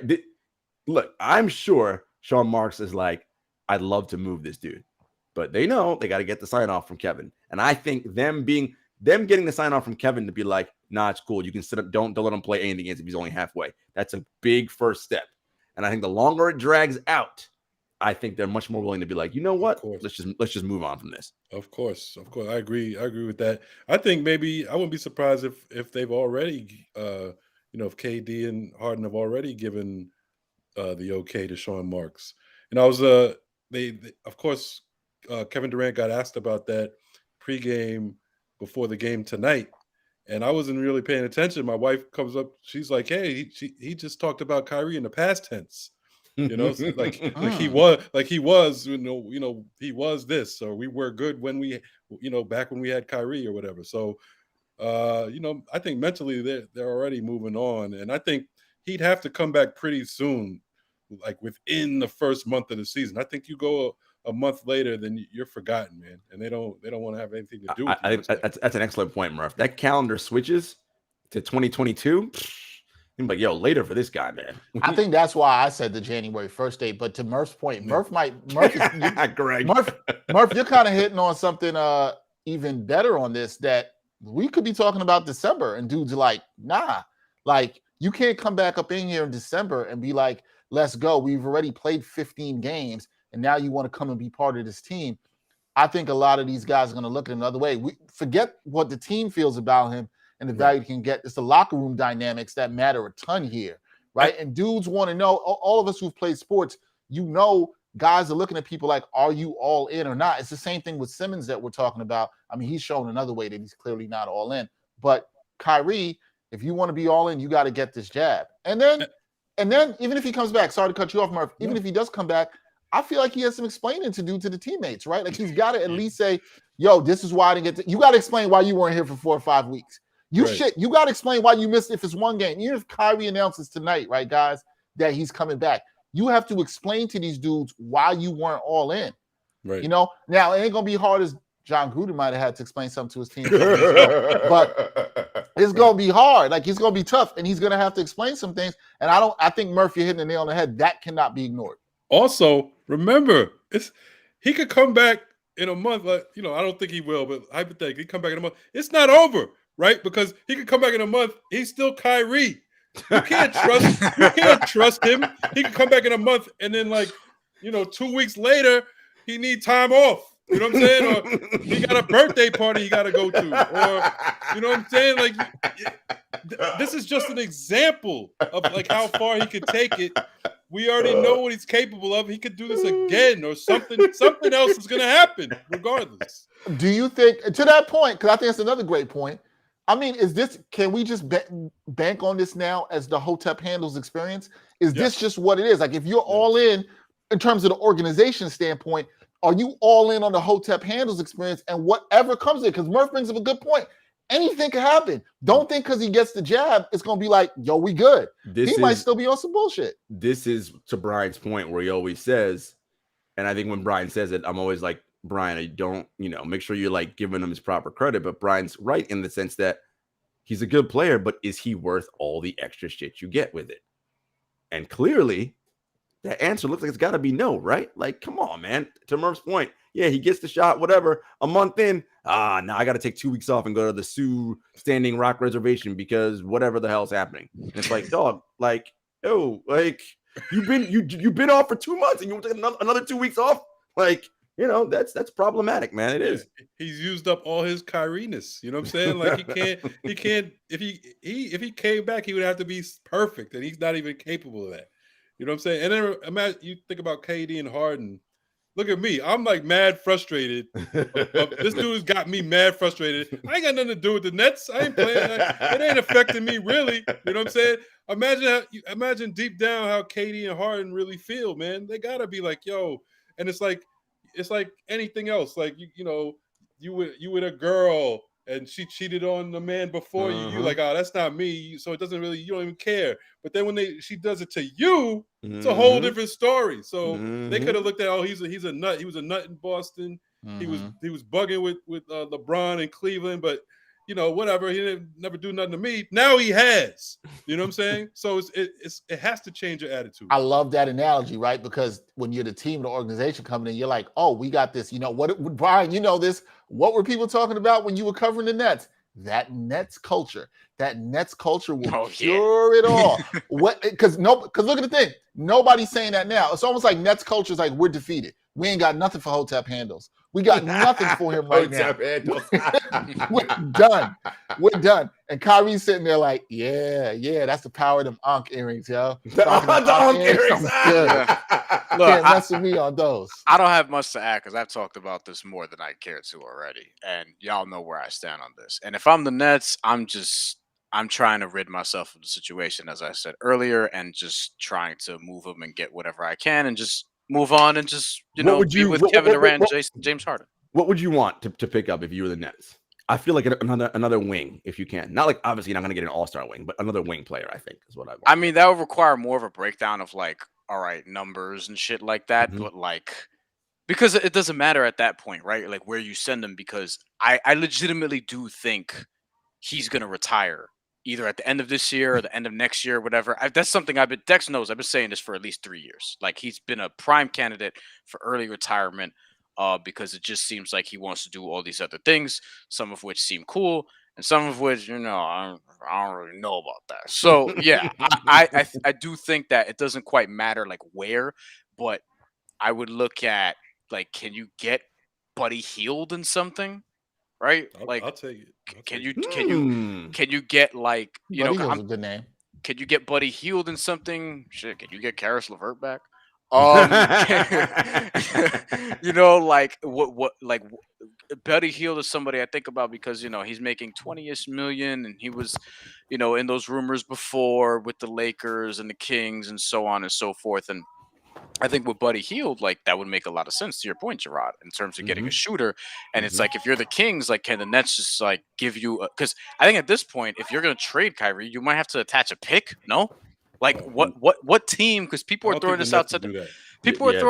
People are throwing this out today, like, yo, Kyrie for Ben Simmons, do it now. And I'm like, yo, why does that make sense for Philly? If I'm Joel Embiid and I want to win, why the fuck do I want to play with Kyrie Irving right now if he's not going to play? It ain't helping. I mean, just to push back a little bit on that, I mean, a couple things you play with Kyrie. I'm not saying it's the best trade, but he'll shoot, right? No. I'm talking locker room dynamics. If I'm Joel Embiid, I have to go from dealing with Ben Simmons to dealing with that dude. Like, come on, yo. Then Joel Embiid is going to start having mental health problems. And I need this dude to be up if he's going to carry my franchise. If he's going to carry my franchise to sort of make it through. Like, stylistically, if Kyrie's focused, like, sure, like, yeah, you could see the fit with Kyrie and Joel Embiid. And it's kind of like what we were talking about, a supersized version of what CJ McCollum would provide if they were to do that trade. But I think CJ McCollum's a lot more focused than Kyrie. Kyrie's not even more focused. Dodgers tied the Braves up in the 8th, 5-5. It was 5-2. Los Doyers, we out here. Los Doyers. You wildin' Los Doyers.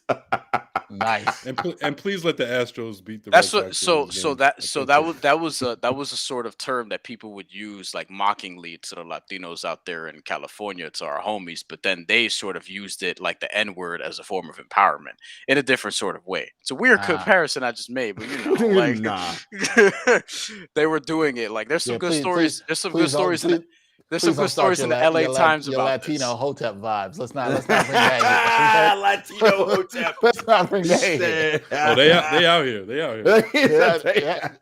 Hotep is not limited to one race. We just understand the brothers with the Ankh earrings and what they're doing. Yeah, we know what Kyrie's about when you with the we know what they're about. All right, Nets hanging tough, guys. They're still within 9. They've not got this under. I think 6 is as close as they've been recently. They have not got this under that. The Bucks have really been in control for most of this game.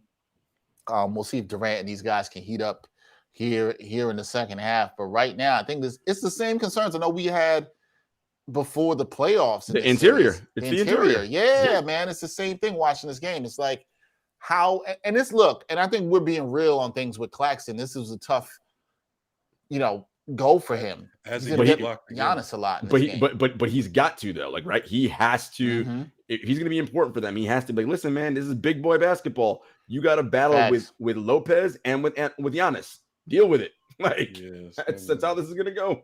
Yeah, I mean, he hasn't played poorly in my opinion. No, right? Like he's been all right. Right now, he's 8.6 boards. Three personal fouls.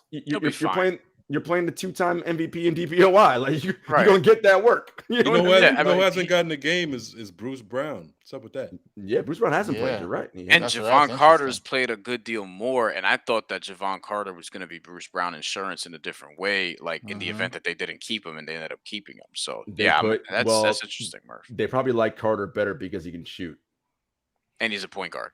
And Nash has shown you like last year his lineups. There's no, he's not dedicated to any lineup. He'll switch it based on the opponent. I like that. I love that though. I love coaches that'll do that. I give Steve Nash a lot of credit for last year. I think he did he did one of the best coaching jobs in the league. Yeah, he got better. He got better last year. In terms of navigating.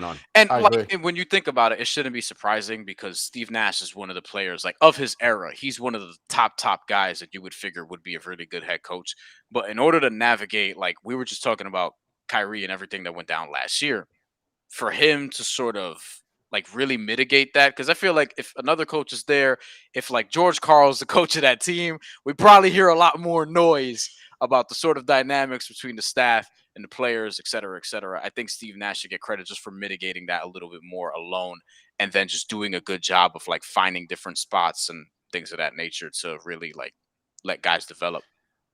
I think one thing that should be noted when you're looking at this game, looking at the box score, we talked about how big Patty Mills that signing was, but the Nets haven't got shit else off their bench tonight. Nobody else has stepped up off that bench. It's literally just been Patty Mills. Man, it's one game. I ain't doing this. Yeah, you know what I mean? I ain't going crazy to it. But see, Greg already called it for the rookie. You know what I'm saying? You gotta put already call it for Cam. Come on. But that's what I'm saying. Everybody's mad hype about Cam, and I feel like he's probably not even going to start playing consistently for a couple months. And then he'll probably end up the season playing how many minutes per game, really? And I was talking to somebody with the Nets about that when I was at their practice in the park, and it's the person basically was telling me let's pump the brakes on that because you can't expect that much out of him so soon. They think the talent is there, the organization feels that way, but a lot of fans I talked to were kind of on that vibe with Greg on this. It's Cam Thomas gonna be good for us. He give us. He can give us 8-9 points off the bench. And I'm like, maybe. Because people love them rookies that probably are going to shoot 38% if you play them 25 minutes a game. That's just we have to chill with that. You know what I mean? I'm not going crazy. That's because people love bucket getters, man. That's right, Jarod, but that's what it is. People like bucket getters. That's what did Hotep Handles tell us in the Uncle Drew commercials? This game is and always will be about buckets, right? That's what people like. That's what works for SportsCenter and BR highlights and House of Hoops and all that bullshit. Is buckets. That's look at Hotep Handles said the game was all about making shots, but he won't get a shot. I do hope, to your point, I don't remember which one of you brought it up. I think it was Murph. I do hope that Kyrie goes live with like 3 minutes left. I said that. Yeah, I said that. Oh, Dex, I I will said not. that. I will not tune in because I didn't even tune into the last one because I was like, I'm not doing this. I did because I think I texted you guys and then Jarod was Well, like, yeah, he's you watching. said I was like, you're all right, I'll in. watch. I think I said have fun or some shit like that. And It'd then be I saw. fun, yeah. And then I saw I mean, like it was word Ninth salad. Wonder. Ninth Wonder was the one that I was like, really, dude? Like he commented. You know what I'm Yeah. I saying? mean, like, but Brian, you know, Ninth One and all them dudes are like that, though. Then come on, man, you can't tell that's how them dudes operate. wait, Come on. differentiate. Like, be more a little bit more He means specific you're about on them, that dude. Hotep nest. That's what he Yes, means. you come on, You're man. You on know that that. Hotep nest. You know that. Ninth Wonder is a Yeah. professor at the University of Duke or North Carolina, I think. Yeah, too, okay. right? Yeah. One of them. Yo, Hotep exists in all kinds of forms. I'm trying Oh, I to tell forgot you, the kinds man. of Bucks has professions. Semi Ojeleye. They put up that graphic because Bobby Portis, Dante DiVincenzo, Semi Ojeleye, and I'm already forgetting the fourth person, but they're all out, and those are all guys that they can make their rotation. Like all the guys Oh the Bucks are yeah, missing right the now. Bucks have good. The Bucks have good. Los depth. Doyers went ahead, baby. Little Doyers. It's gonna be a series. Here we Nice. go because we needed that. We needed Oh, that comeback. look, the baseball playoffs have been really good, Mookie Betts. really good so far. Mookie Betts killing it. Jarod, I was going to ask you about the extensions that we saw or lack of extensions that some of the stuff that we saw the last couple of days. Your in man NBA. Herter, your man Yep. JJ, Kevin Herter, baby, got That- that Triple bag. J. And Your Trick boy got Triple that J. loot. Yeah, Triple J get four? Four for 105. 105. Mhm. Like I told you, I hope Gerard's getting that 10%. You know, he be out here caping for him. You Listen, know, 26 listen, I million a gotta, year. Lord's work out here. I gotta shout out my mans. You know, I gotta, that's my guy. Yeah, I hope he shouts you out the same way. That's all I'm saying. I mean, listen, it's a building and evolving relationship, man. You know what I'm saying? I feel you. I feel you. A lot of people saying MIP for him too. We'll see. Listen, I can see that. listen. If he stays, I'm against healthy, giving it to top 5 picks, as you know. But yeah, if he stays healthy, he gets healthy. That dude shoots 39% from 3, 20 points, 8 boards, 1.5 blocks a game. With John Morant doing what John Morant does, this team is in the playoffs, not the play-in, playoffs. the 8 boards is what my only thing with Triple J is like I do want to see him improve his rebounding, and I think Me he too. will, and just the health. Those are the main things. He has gotten better. If you watch preseason, the rebounding rate was highest it's been. Yeah. And the foul rate. The reason why he don't rebound is because he's always fouled, so he can't be on the floor. His foul rate was way down in the preseason. And that's good signs. He wasn't biting on silly ass pump fakes, all that dumbass shit that a lot of rookie big men do. So look, man, he has all the tools to be nice, nice. I had a decision in Murph's draft last night, and it came down to be taking him or Kristaps Porzingis, and I went with Kristaps Porzingis. That's foul, man. Probably and guess I what? almost took him in our league. I hope you lose your fantasy league because of that bullshit. Oh damn!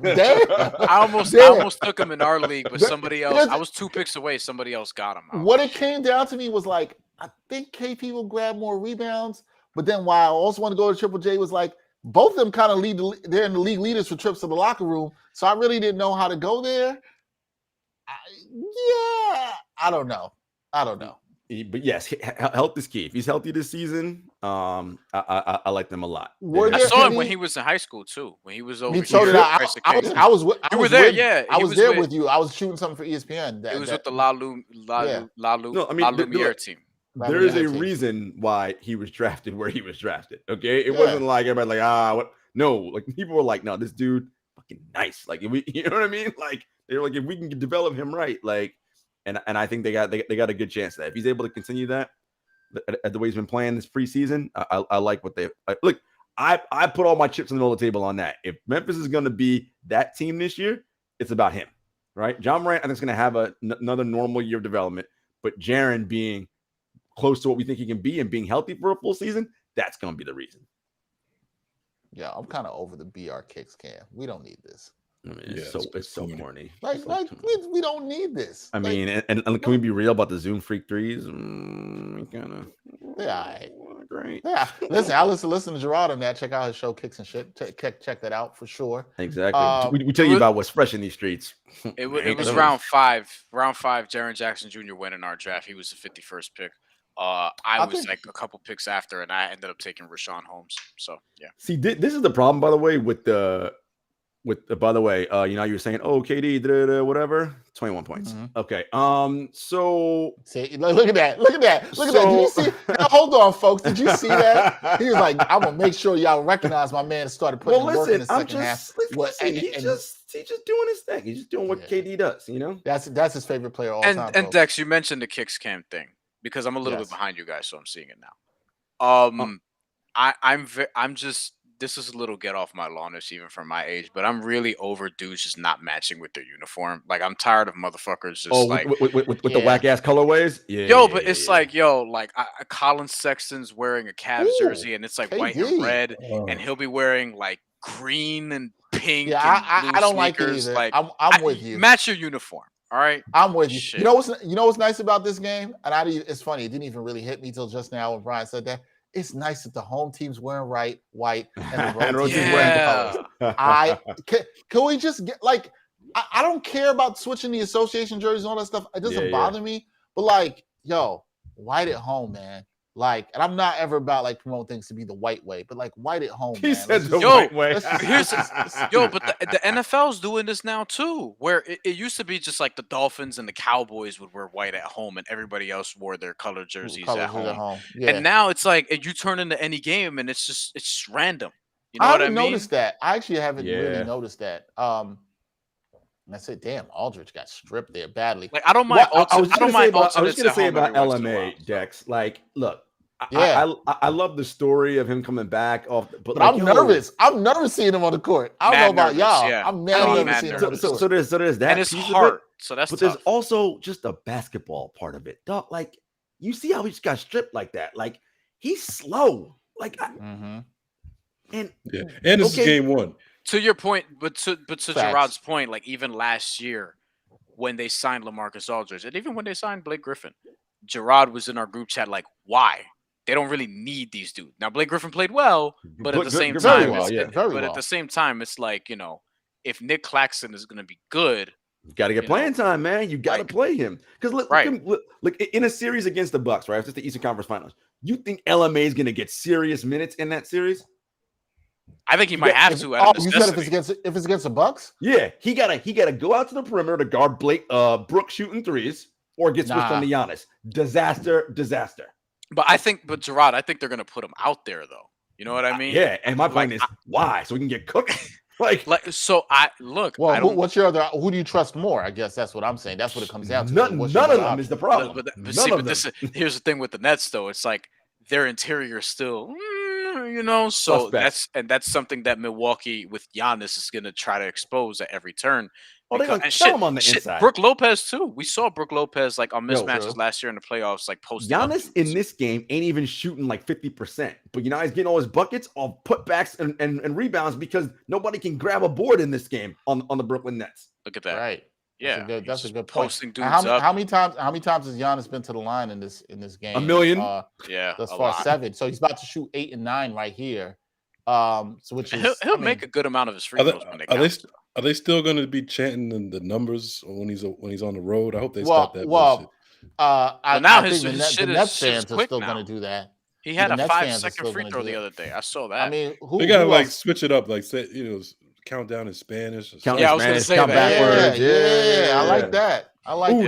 Do it in Greek or Nigerian. Oh, yeah. Fuck them all up. I'll tell you what, judging the fan base of the Barclays Center, sorry Nets fans, they ain't gonna be invested to do that. They won't. No. They might do Greek. You know what I mean? All right, we got somebody else joining us up in here. We got my man Jamoke Davis. I see he's set up. Jamoke, what's up, bro? How you doing? I'm good. How y'all doing? We're good. We're good, man. Oh, you look at you. You got the Washington basketball. The Wizards. For what? For what? You know playoffs, playoffs this year? Playoffs. Shit, they be lucky they make the play in. Yeah. We're lucky we get Bradley Beal to play. Right. Right. Have you been watching any of this game? What are your thoughts been so far? We know it's game 1. What are your thoughts been so far? I have been. I watched some of it, but also being a new parent, I had to put the kids to bed. So I turned it on. Actually, I was going to have it right here. then I realized I'm sure there's some NBA rule that's like I can't actually have the game more while we're streaming. So I had to turn it off. But I saw that the Bucks were up. But then all of a sudden I heard Drew Holiday's hurt. Is he really hurt? Oh, good point. We have not seen him in the second half. It's funny. We hadn't seen him in the second half. I'm looking this up now. I think something happened to him because they were showing, Bobby Portis, former Washington Wizard, who was on the bench, now world champion, like JaVale McGee, Nick Young, keep going down all these former here we go. The championship. And they said, oh, yeah, now Drew Holiday's hurt. So I figured, okay, something must have happened. Bucks say Drew Holiday, right heel contusion, will not return to tonight's game. Yeah. So that's it. I mean, that's not like a long-term injury, but from experience, contusions suck. Jesus Christ. Yeah. Especially for like 2-3 days. And a heel contusion? Heel contusion. I've had knee contusions, multiple, but heel? Yeah. Well, the Bucks have looked good, Jamoke. They've been dominating inside. They're up 14 right now on the Nets. So they've been looking good. So you have no hope for your Wizards. That's what you're saying. Well, I mean, not really. I mean, the thing is, I feel like the team is completely new. So just like last year with Russell Westbrook being one player, and think how bad they started last year trying to feel their way through the season and, get in the rhythm. I can't imagine how hard it's going to be now when you got 6 new players on the team that are all kind of rotation type players. How are you going to fit them all in? It's going to be difficult. It's going to be real difficult. And I'm curious to see, what the Wizards are actually able to do. I don't know. But then again, I mean, the Wizards, as you know, as a franchise, have always been stuck in that, hey, we win 42 games, 40 games, 37 games. Maybe we get near 50. Never really drafting in that top 3. Not that anybody really wants to be drafting in the top 3, but that's how it's always been with them. It's kind of like 14, 15, and they just can never get very good. I mean, look at the roster. I mean, really, if you talk about, okay, what player on this team do you think could ever make the All-Star game? We got one, and that's Bradley Beal. And as we see in the NBA, in order to win an NBA championship, you cannot win with one All-Star. You can't. He can score 60 points a game. That's fine. Can the other guys make up the rest of the points? I don't think so. Not enough for them to compete for a championship. Jamoke, what's the latest on Rui? What's going on with him? Rui. Not good, huh? I drafted him late in fantasy the other day. You did? He was like my last pick. Yeah. We're going to have to see what's going on with Rui. I think when you think about, what a lot of the players are going through with vaccination and mental health and, getting their mind right for the game. I hope Rui can, get right for the game. I think that the media has, really kind of, found a way to be respectful of him. Yeah. And just say, hey, whenever you're ready to come back, you can come back. And I think that's what you're going to have to do, especially moving forward, just in general with athletes. I saw the one athlete for the Philadelphia 70 Eagles who said, I'm ready to come back.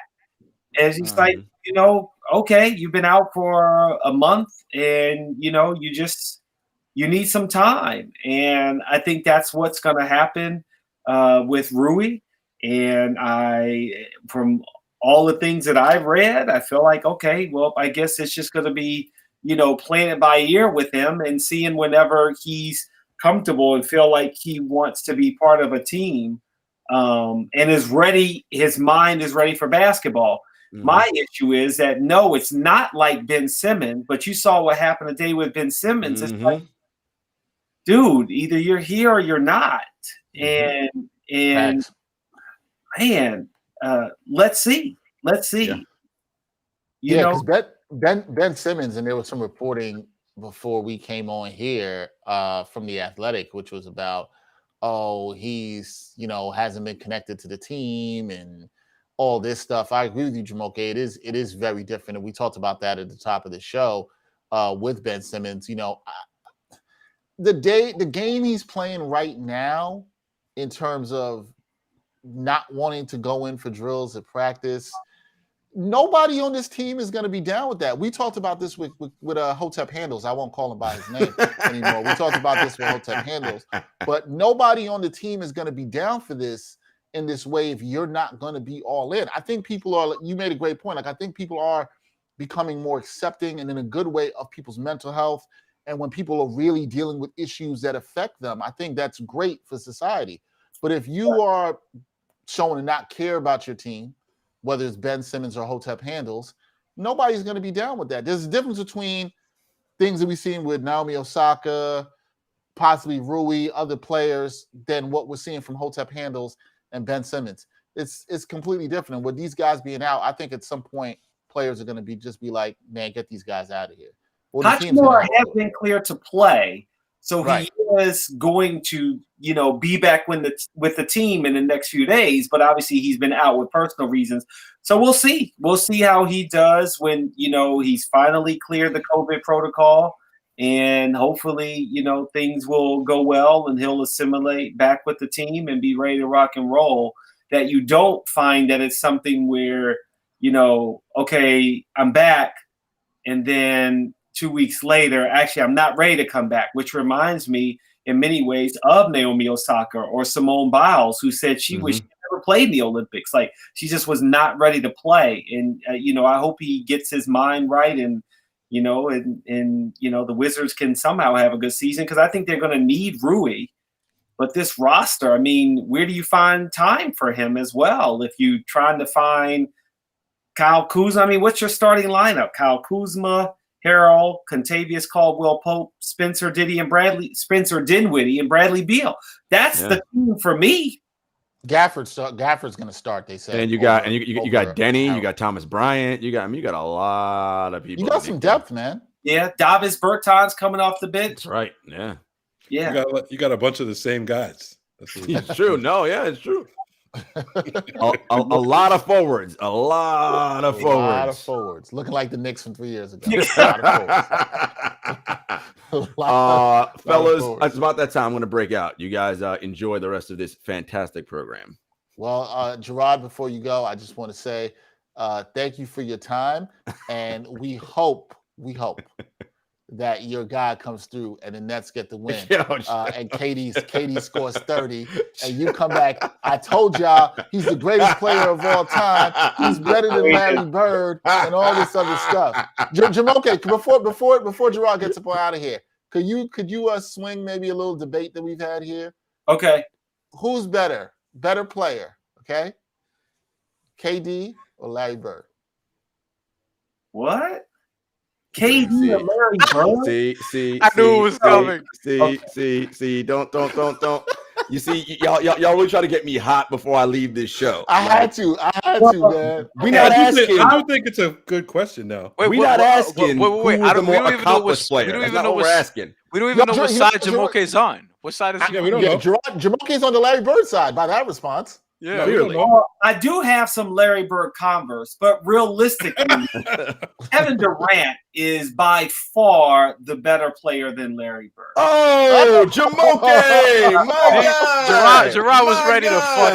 Jarod was ready to jump through the screen. We didn't even hear I was about to be like, yo, what the? Dex out here setting me up. I didn't know where Jamoke stood on this. I just had to ask a question. Jamoke, my thing is that we always have these conversations. The people who are arguing, they're never arguing the same point, right? Yeah. Because no one's arguing who's more accomplished. First got 3 MVPs. That's not what we're saying. We're saying you choosing up sides. Who you picking? It's all right. I'm picking Kevin Durant. No, Thank you very much. I'm talking about the better player. Like, who's the better rebounder? Who's the better passer? Like that. I'm talking about playing and skills. That's what I'm talking about. Yeah. Kevin Durant. Yeah. There's no question it's Kevin Durant. Kevin Durant. I don't know. Kevin Durant. If you put him on the Celtics, you're telling me if he was on that Celtics team, he would not be the player that you'd be like, get the ball to him. To me, Larry Bird might end up being Joe Harris from the Nets.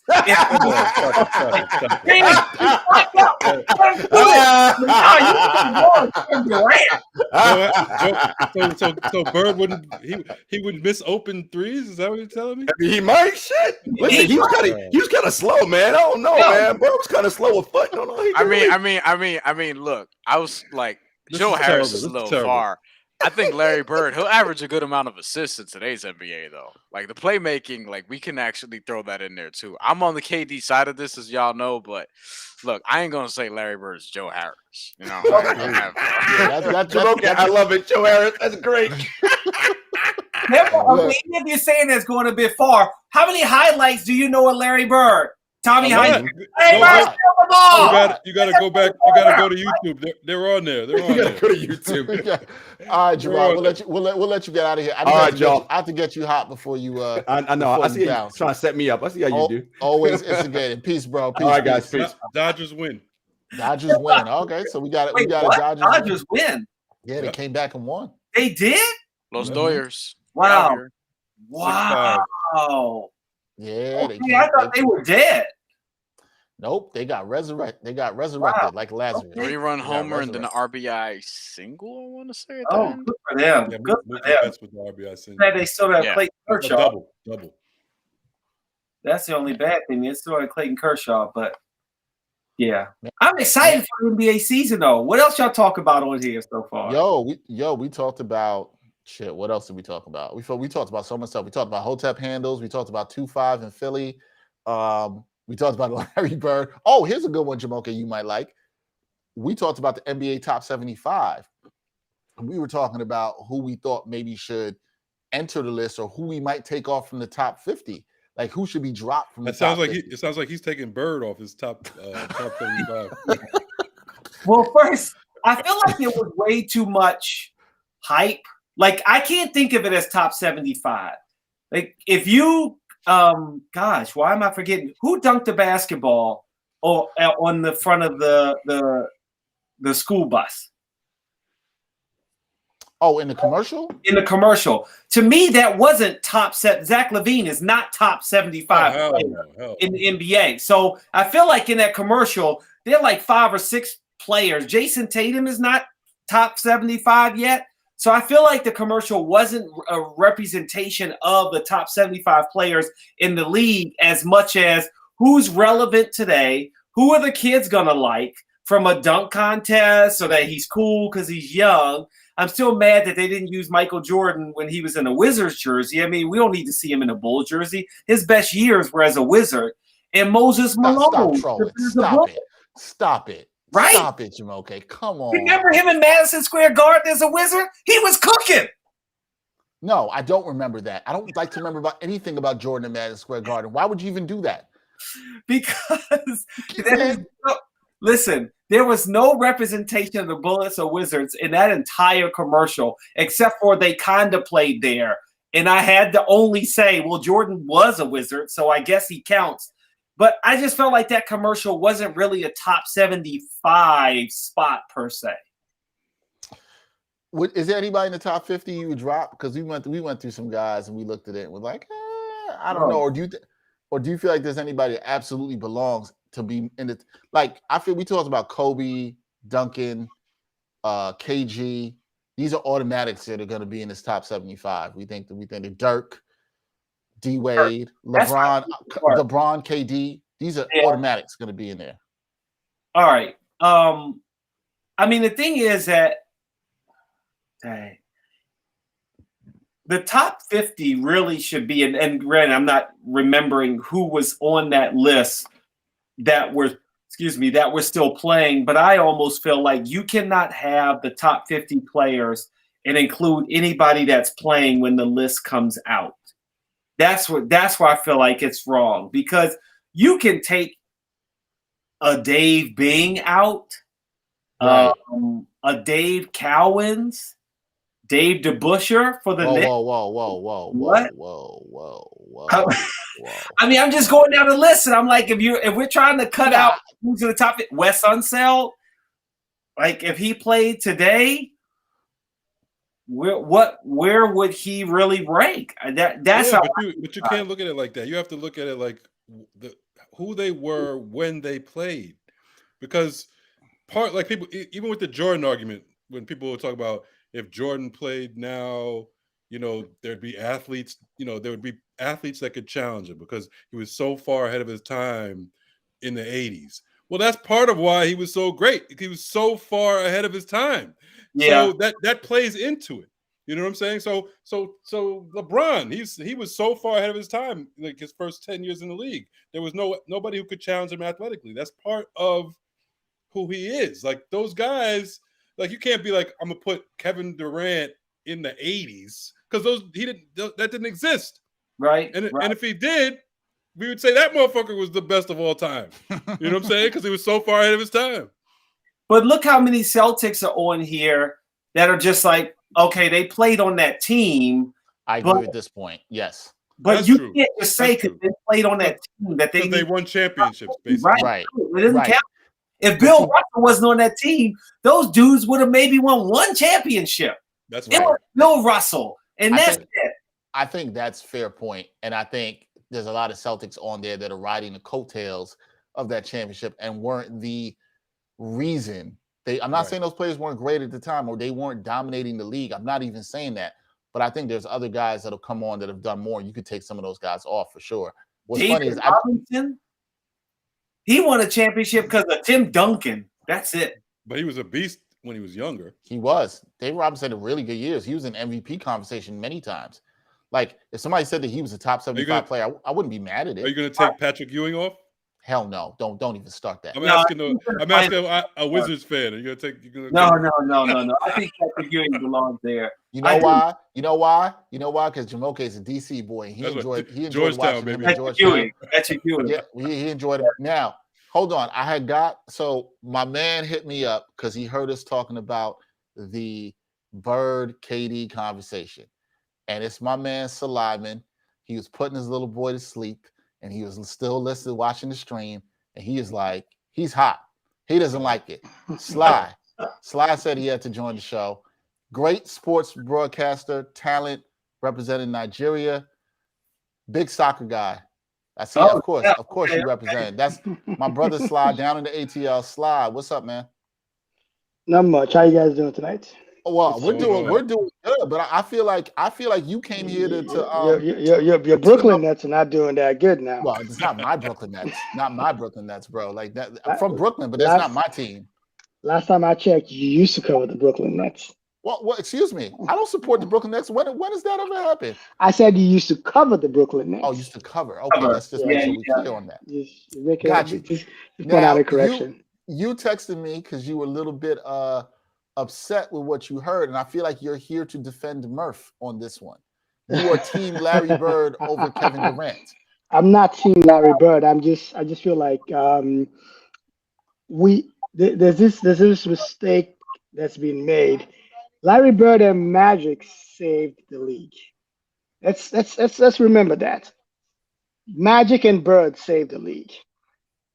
Kevin Durant does not come into the stratosphere of what Bird did.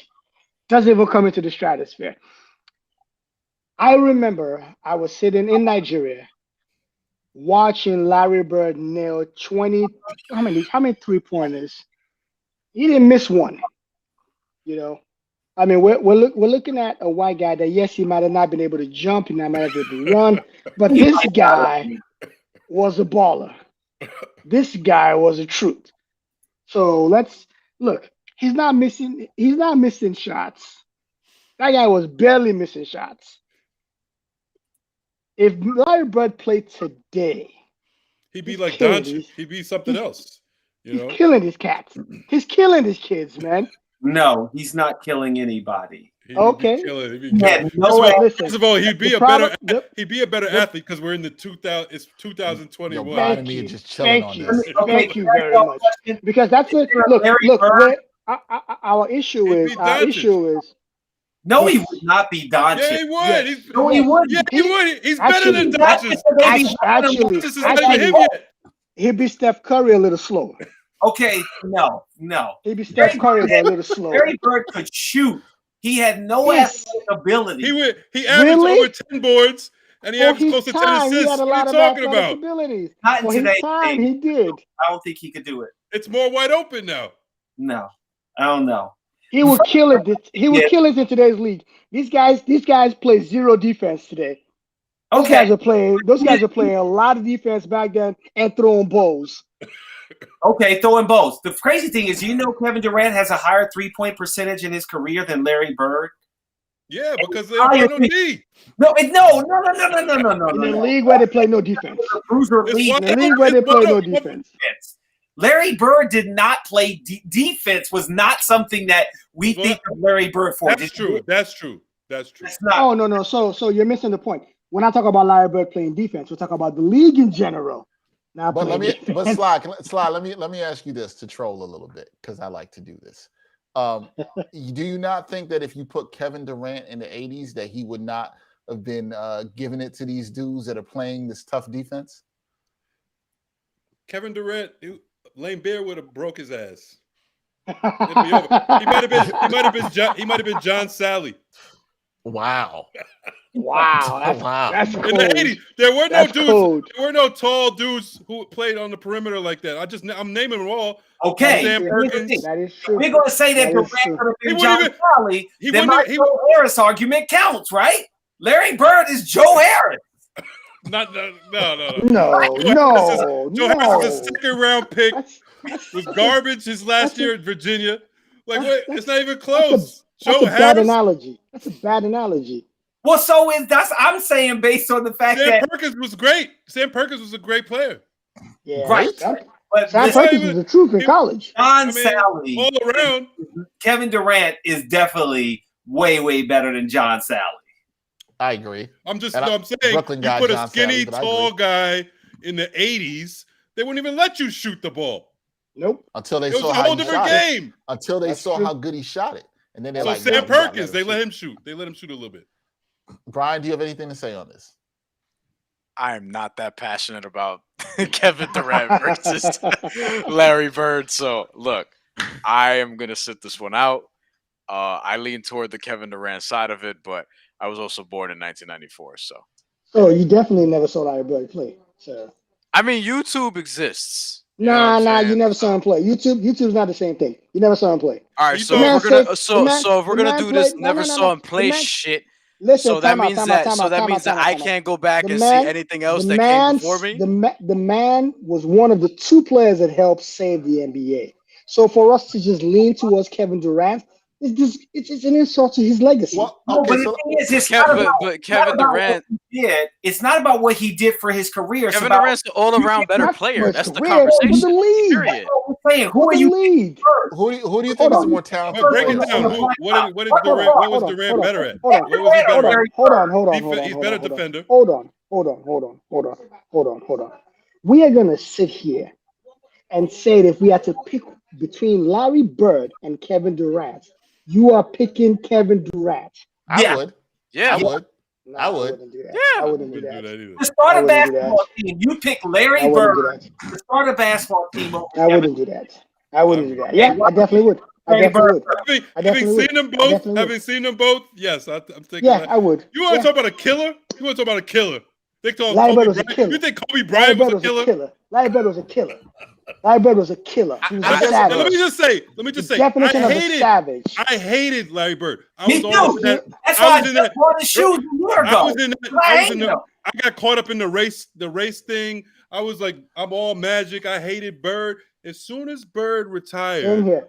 I was here. like, yo, that dude. I Was gave a- him he no was a credit while monster. he was playing. Yep. While he was Yep. playing, I gave Bird no credit. When he retired, I was like, yo, that was one of the fucking baddest motherfuckers I've ever seen. Yes, My fucking I agree. I had the honor of interviewing him a couple of times when I lived in Denver, and the guy was a great interview. Funny character, just a lively individual. There was just something about him, and he was a monster on the court though. Every time he stepped on the court, his trash talking was legit, and he backed it up. Like now, here's another thing too though. I remember when Kevin Durant was in Oklahoma City. I was going to interview Kevin, and a bunch of guys were shooting around. They were just messing around and just shooting threes from half court. Kevin was wearing Converse. He was just chilling. Street clothes. He gets up, picks the ball up. No warm up, nothing. Just whoop, nothing but net. Nothing but net. That's But why you still, picked Bird. But still, I would pick Larry Bird. So here's my I'll still thing. pick Bird. I'm just gonna push to you, and I think this is where and I'm not. Brian has youth, and he's watched YouTube videos, and I think that does matter for something. I'm just messing with It him. matters, I'm just messing with him. It's Hey, not- YouTube got here in 2005. Some of us really study that shit. You know what I'm saying? I feel you, and I do, but I also think there's something to having experienced something or being there in the moment. I think both things have their validity, right? Mhm. But if we're talking about, I guess it's the question that Jarod But that's a was different pushing. conversation. Then It is a We're different talking conversation. about straight I up agree. who's the better player. Then I'm saying if you took all these players in their prime and you had them on a basketball court and you had Larry Bird, Kevin Durant on there, you saw what they could do. They're warming up. Who you taking? Take You're a taking Bird. Kevin Durant. He can. I'm taking Kevin Durant too. Dribble. I'm Larry taking Bird Bird, cannot man. dribble like Kevin Durant. Kevin Yeah, Durant. you're right. You is a can't dribble, point guard. but Durant, But you- it wasn't as- but- Durant, but- Durant but- can't but- rebound but as well you as know what, Bird though? did. Oh, no, Durant is no even close to the passer no that way. Bird was. He's not the killer that Bird was. What do you want? Like, what do you want? I mean, what are you talking about? Because he's a better dribbler. Basketball, Larry Bird's highest average was 29.9 points per game in the 1987-88 season. Kevin Durant, 2 of his seasons, he averaged more than that. He averaged 30 points in 09 and 010, 32 points. Is the pace different? Is the pace different in today's game?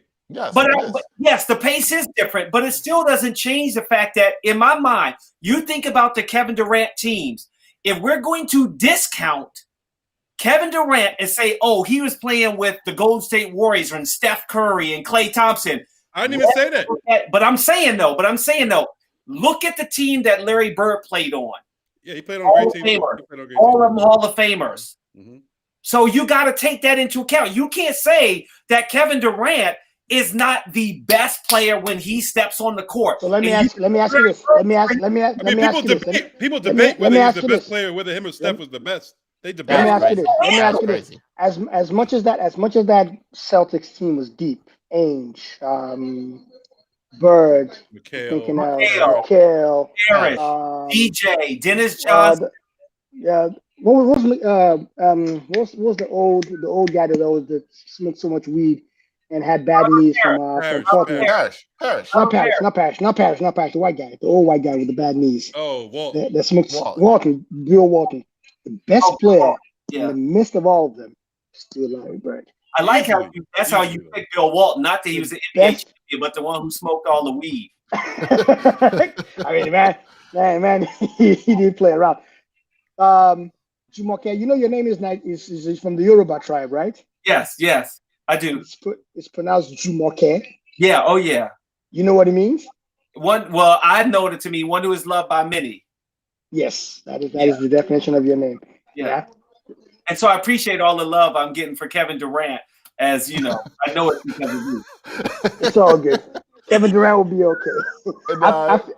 I gotta be honest. I feel bad for the Nets because I feel like they're in a market where till this Kyrie Irving situation is resolved, there's always going to be that stupid question about what's going on with Kyrie. And I think it's going to affect the team. No matter how mentally you try to switch off. I was in Denver when Carmelo was having that decision of leaving Denver or not. So every single time any team came to town and I was in the locker room, that was the question. Right. Are you leaving? Are you staying? Are you leaving? Are you staying? And that dragged on till February. And you can imagine how much that affected the team. A lot of guys didn't really care. They just wanted to play. I'm sure it's the same thing with Brooklyn. So do you think, Sly, we asked this question we talked about it before, and Jamoke can weigh in this too, because we haven't talked about it. And the Nets, obviously they're down big right now to the Bucks. But do you think if you're the Nets, would you set a deadline of like, look, you got to come back by this time or not, or we're getting rid of you? Get rid of him. There's what's no, the- there's no, you get there's rid no, of him dead, now? there's no deadline to set because here's the thing: the kid has made up his mind, and you guys have nailed this on the head. Like you've nailed this coffin dead. He's a troublemaker. No disrespect. A kid wins a title and he leaves LeBron the next year. Who does that? Who in their right mind decides to get a trade and go to Boston of all places? You're speaking. Brian, Like- Brian's loving you right now for this. Like, are you? What were you smoking? Some hashish? Like, who does that? Like, you just won a title the season before, and then you go to Boston. And if I recall, he did not play a single Eastern Conference Final appearance in Boston. Nope. I don't think they made one.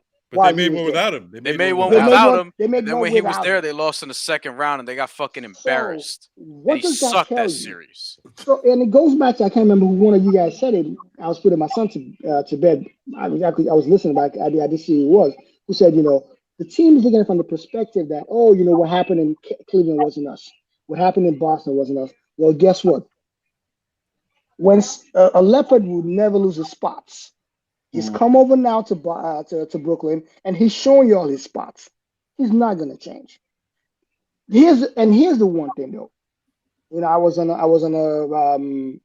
a Twitter space with a bunch of guys from Ghana, and one of them's a huge Nets fan, and he was losing his mind, saying they're going to force him to take the needle. I'm like, look, you can't force a man to take no damn needle. You're paying way too much money. We live in America, where in Africa it's different. You can tell somebody's going to do it, they're going to do it. In America, there's something called freedom.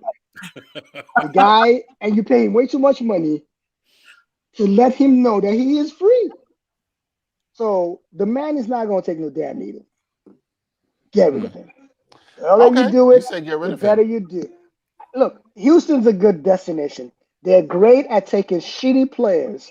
Their GM is great at just busting up their whole roster and bringing in players to try to make things work. We saw how that happened with Heat. How the hell do you go from a Western Conference Finals to get rid of CP3? Next thing you know, you get rid of Harden. I'm a Houston fan. I'm a huge Hakeem Olajuwon fan. So I'm like really, really tight. I'm like, how stupid can you be? You just get rid of a lot of to bring in who? I mean, all the players you bring in, they don't work out. You get rid of them. Don't get me started. But yeah, Houston would be a perfect destination for him. Perfect destination. Yeah, can I But- say that? But here's another thing too, though, because you have to factor in what's his salary, how much I think he's on his last year of the contract, right? I think 43 million. And so how does that affect your cap? He's got 1 year left. Whatever team is bringing him in, how does that affect your cap? You have to be able to balance your books. You're not trying in any shape or form pay no damn luxury taxes or Kyrie Irving. Hell no, nobody's trying to do that. He's not worth it. He's not worth that headache. You know what my trade? Here was my trade. I think because you brought up Houston. Brian's not John gonna like Wall to the Nets.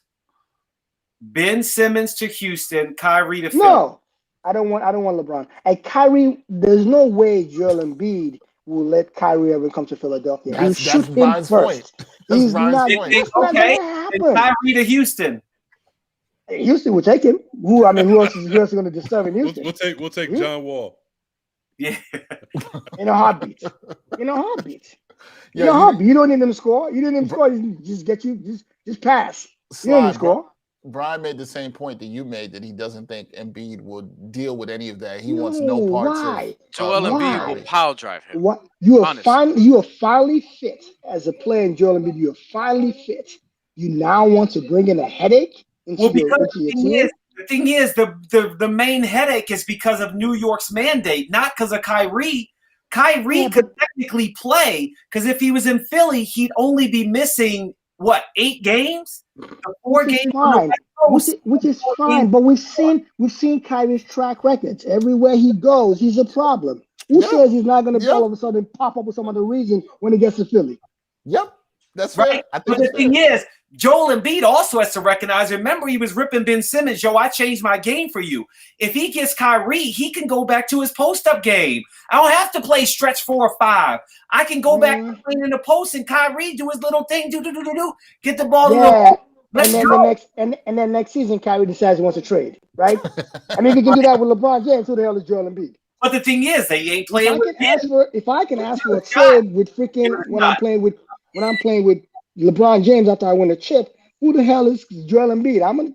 I can do whatever I want. Look, So why would I want that? And also remember, he's on the last year of his contract. I don't want that guy around because I cannot tell if he's here for the future or if he's only here for the moment. I need somebody who's going to be a long term. You guys are talking about how the Bucks have a settled team. You know, contracts are long term, so you know who's leaving and who's not. Can't tell with Kyrie. He's not going to sign an extension. There's no guarantee. Look, you don't know what's going to happen with Hotep handles, no guarantee. Man. Nobody knows what's going to happen with Kyrie for Fox. Hell no, Sacramento don't need that headache. Oh, let him go play. Let him go play overseas. They need a star. So this looks like it looks like the Bucks are going to win this game. Giannis is looks like. Yeah, looks like. You never know. Something crazy can happen. Really? KD could take over in the final 340 to 50, whatever it is. What is this? Tracy McGrady taking over against the Sacramento Kings? Oh, against the Rockets. Remember what he did to Rockets? No, it was the San Antonio Spurs.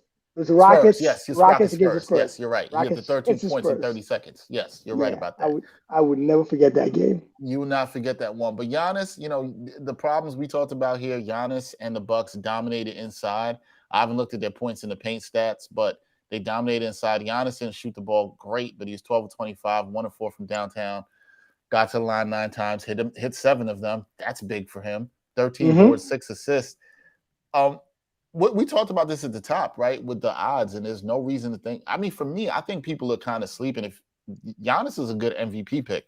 One of my friends asked me before we started on the show who I thought could win MVP, and I'm like, I think Giannis is just going to be in a different zone. I think he's going to be focused. I think he figured some things out through the playoffs, as our guy Murph here has been on that for the last 2 years, saying that Giannis was going to figure it out, and he has. And I think people are discounting. This dude could easily have the best numbers in the league consistently for a season, and it's going to lead to winning. I think the Bucks are hungry to show people that who said it that who mentioned his age. Giannis is 26. Murph said that. You're looking at a kid who comes from dirt poverty.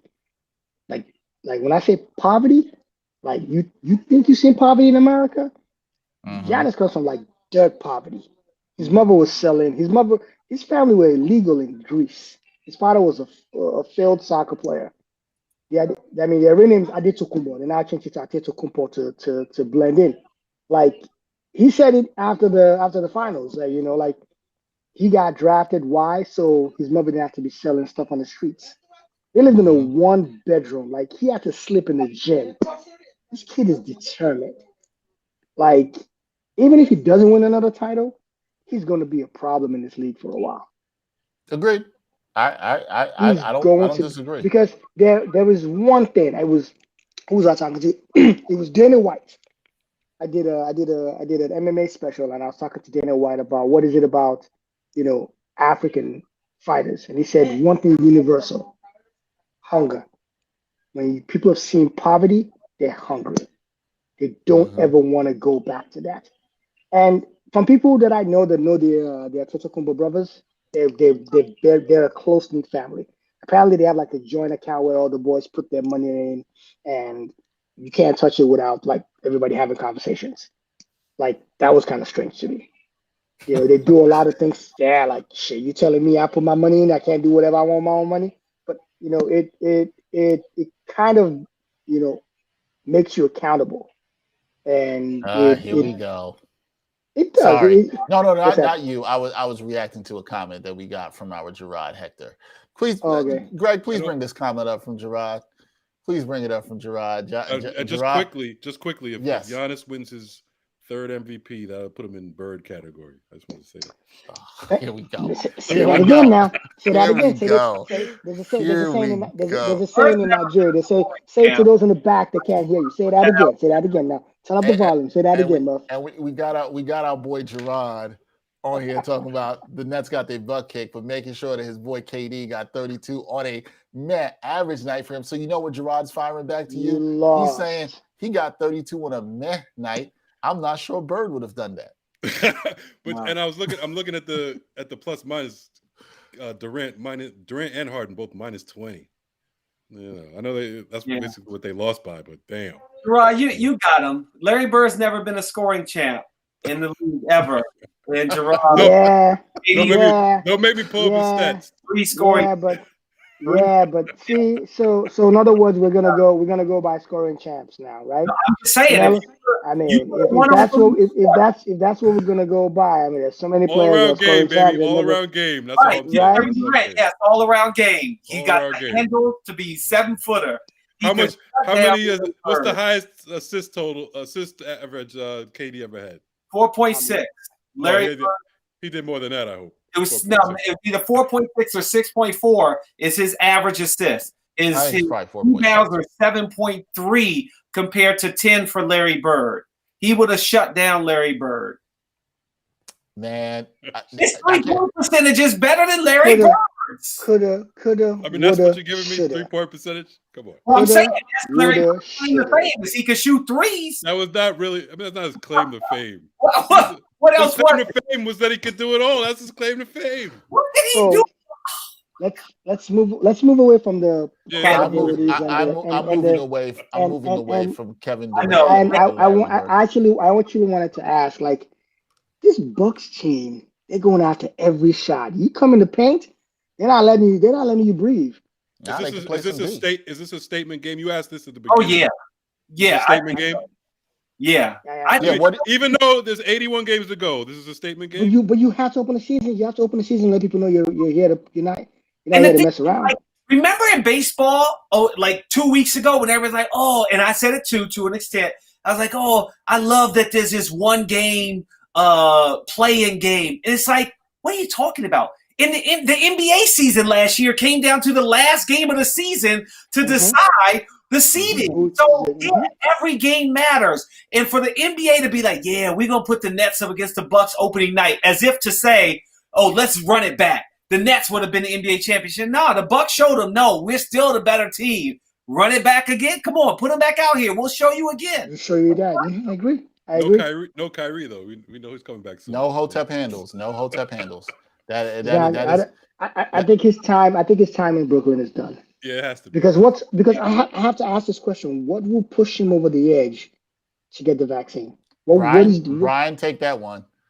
I'll give that to Bryan. I agree with him. I think his time in Brooklyn is it should be done. I know if I were the Nets, I'd be like, get the fuck out of here, yo. Real. How much money did he left on the table when? So he obviously he's not getting that extension. They had an extension on the table for this dude. That's 186 million. Right. He was willing to just. What does that tell you? What does that tell you about the team? How much dedicated and invested they were ready to be in this player. If he was dedicated, his way of paying them back is saying, "I'm not taking the vaccine." Well, you got to please, guys. We have to remember one thing, though. Like seriously, we got to remember one thing here. Remember, Kyrie is out here. He is being a voice for the voiceless, right? Without saying anything, he is being a voice for the voiceless. He's speaking for the Jamoke. Why y'all laughing? He's speaking for the people out here. He's out here speaking for the people. He's gonna have a statue of Marbury in China if he don't get the vaccine. He's going to blackball for the NBA. I think you really need the vaccine in China. Like they don't play that. Well, that's true too. Right. Listen. That's where it all started. They better have the vaccine over there. He'll play Sly, he is speaking for our ancestors from the motherland. I don't know about that. He's not speaking for me. That's for damn sure. That's for damn sure. He's not speaking for me. Listen, I took the vaccine. I just got back from Costa Rica. I took the damn vaccine. I saw you, bro. I saw you out there. But listen, he's speaking for the motherland. He got the Ankh earrings. You seen that? He's connected, bro. He's connected. It's the spiritualness of it. My parents took the vaccine and they live in Nigeria, so you better go take the damn thing. Dex, I have a question. You know what? This is what we could think of Kyrie. He's going to be Cam Newton. What Cam Newton did this week. Kyrie in about 2 weeks going to be like, all right, I'll take the vaccine. You think so? Because he's going to want to play. I don't know. He's I being do a think voice for the voiceless. Go ahead, Brian. I think he's gonna break at some point, which would be fraudulent on his part because allegedly his whole thing is about trying to stick up for, as Dexter says, the voice of the voiceless. But Dexter, I want to ask you. Who are these voiceless people? We talked a Who are little these bit voiceless earlier. people? We talked earlier. The Trumpsters. They sound Donald loud Trump to took me. the They damn loud to vaccine. me. They too. loud as fuck. We were talking Donald Trump earlier took the about. damn vaccine. I hope they know that. We were Yeah. talking Sorry, earlier go about ahead. people that were commenting on Kyrie Irving's thing, and one of the people was Ninth Wonder. And what I wonder, Dex, is which 5% of rapper would Kyrie Irving be if he indeed rapped? Oh, this is He good. might be Jay Electronica. Because you're gonna have a really good answer to this. Oh, Jay Electronica is actually a good one, though. Yeah, he Jay might, Elec- only come out with one album in 13 years. Jay Yo. Electronica. Yo, you know why Jay Electronica is great? And Murph hit the nail on the head. I think He don't got show it. up sometimes. He might not show up for a long time. You have no idea when he's going to show up. And that's kind of Sly's point, as been Brian's point. You can't rely on dude. Can anybody count on a Jay Electronica album to come out next year? I can't. Nope. And Okay. he's anti-vax for sure. He was dissing Fauci on some line I heard. Oh, was he? Yeah. Oh, then I That's think not you hit the. surprising. I think you hit the nail on the head. Jamal, I it's think Jay you won the Electronica. game. That was easy. Now, That was easy. That was too easy. To a certain extent, I was saying to the guys in Ghana, like, look, the black community in America initially for the longest Right. Mhm. is not necessarily pro-vaccination, regardless of it's the COVID vaccine or whatever vaccine it is. And there's history behind it. Right. But this is different. I agree. This is not about me or you. Listen, Colin Powell just died yesterday. Not because of the vaccine, but complications regarding cancer, and then that added then to that having on COVID, top. right. Added to that on top of it. You know, so we're not sitting here just saying, just take this damn thing. Oh, by the way, the anti-vaxxers, your damn president took it. All right. Right. Donald it's Trump a took the fraud. damn jabs. All It's the a- politicians, Damn yeah, they all jabs. did. all those politicians Okay. they love. Mhm. All And of them. all of Fox News, all those anchors, they took They it. all took it. They all took it. Yo, did So- you see DeSantis was telling comparing- people to take that shit. when they were Mhm. comparing Ali to Kyrie, and then somebody immediately put on Twitter a video of Muhammad Ali doing the vaccine PSA. Hey, No yes. shop, no school in New York City. Like, Yep. dude, no, he is not Muhammad Ali. Like, Let's not Whoever do that. whoever put that up has zero history background. Zero history it background. was They Stephon don't know that. Marbury. Yeah, he doesn't know. You know what's crazy is Yeah, that it you know what's It crazy is that I no never. disrespect. It is Stephon Marbury. Look, as much as I cover sports, there are certain athletes that my expectation from them is very low. I do not Understood. go to. I've covered sports and music. I do not go to athletes and artists as my voice of reasoning. I'm sorry. Right. That I is, feel you. I'm a college educated individual. No disrespect to any of those people, but you are not my voice of reasoning when it comes to common sense. The same Kyrie that said the earth is flat. That's the guy I'm going to go to for my voice of reasoning. Come on, let's keep it on there. Yeah. So I guess the last thing is we wrap because this game is over. Nets fell to the Bucks 104-127. They got their ass kicked, but you know, KD Yes, got man. 30. KD got Dexter, 32 points. Yes, It was over in the first quarter. I We just didn't understand know. that. So with that being said, it was over in the first quarter, my man. I'm asking everybody, what do we take from this game? Because Murph has kind of been on the vibe of like, look, this is just one game. We can't blow out of proportion. You know, Sly, you said that this is a statement game. Brian, I kind of don't know how you feel about this. You know, does this matter, or does this just turn up the volume, guys? Because we've done this in this broadcast. Does it turn up the volume on the whole Kyrie situation? Sorry, Hotep Handles Yeah. situation. You corrected yourself. I'm not calling him by his mama's name. I'll put it to anymore. you Not this doing way. that. Like, it doesn't change my mind in terms of how I felt about these teams initially because I am leaning towards Milwaukee going back to the finals anyway. And it doesn't change my mind because it's just one out of the 82 games. I do think it matters for the players, though. I don't think the Nets wanted to lose this game. No. And I think Milwaukee came out and wanted to show a statement. It's not a statement game for me as a consumer, as somebody who's going to talk about this stuff, break it down, predict it, whatever the case may be. But it's a statement game in terms of, like, you know, opening night. And it's the first primetime game that we get for the season. Milwaukee's ring night. They obviously want to get up for it. The Nets want to show that they're going to be all right without Kyrie. Kyrie doesn't really swing winning like that in that way for them anyway. And I think that for me, it's like it doesn't make so much of a difference, and it wasn't very surprising. I don't think this is going to have some long-term effect or whatever the case may be. But it was great for Milwaukee. And no, Greg, I'm not tripping. Kyrie doesn't really affect winning like that. He doesn't. Look over the course of his career. When he was in Boston, they were a better team when he wasn't there, evidently, because they made the playoffs and they went further without him. They were a game away from making the finals. Then when he got there, it fucking fucked everything up. And then they lost in the second round. Cleveland wouldn't have. Who cares if he has a ring? Like, we do this shit with everybody. Like, yo, ring, whatever. Like, who cares? To be fair, the data does show that the one time that he was on the team in Cleveland, LeBron got that ring. Right, that's the thing that we keep pointing to. It's that one time. But LeBron was also there. But you know what I mean? But he played the part though. He played the part though. I mean, and LeBron got the game-saving block also. Historically, if you go back and look at teams that have won the title, there's always a big man, there's always that star, and there's always a point guard. I'm not saying he didn't matter. I'm not saying he didn't matter. I'm saying that he gets too much credit for that when we overlook everything else that's happened throughout his career, all the other years. But he's best when he wasn't like a winner before that. He wasn't dragging the team to the playoffs until LeBron got there. You know what I mean? And we give him all this credit. We be like, yo, he's a winner because he has a ring and he hit a big shot. He was great that season and during that playoff run. He's best other than that, to be a leader. Other than that, when has he been like a winner in that way? Say that again, Murph. He's best when he doesn't have to be a leader, when he can just score. That's why he would help this team in terms of winning, because all he has to do is score at a high and efficiently. He showed he can score. He doesn't have to lead anything. You know what I'm saying? He doesn't have to carry. He doesn't. He had the lead in Boston. It was a disaster. But he doesn't swing things as far. He doesn't swing the pendulum further than Kevin Durant or James Harden individually. Are we sure? Are we sure though that he's not a leader? No, he's not. He's not.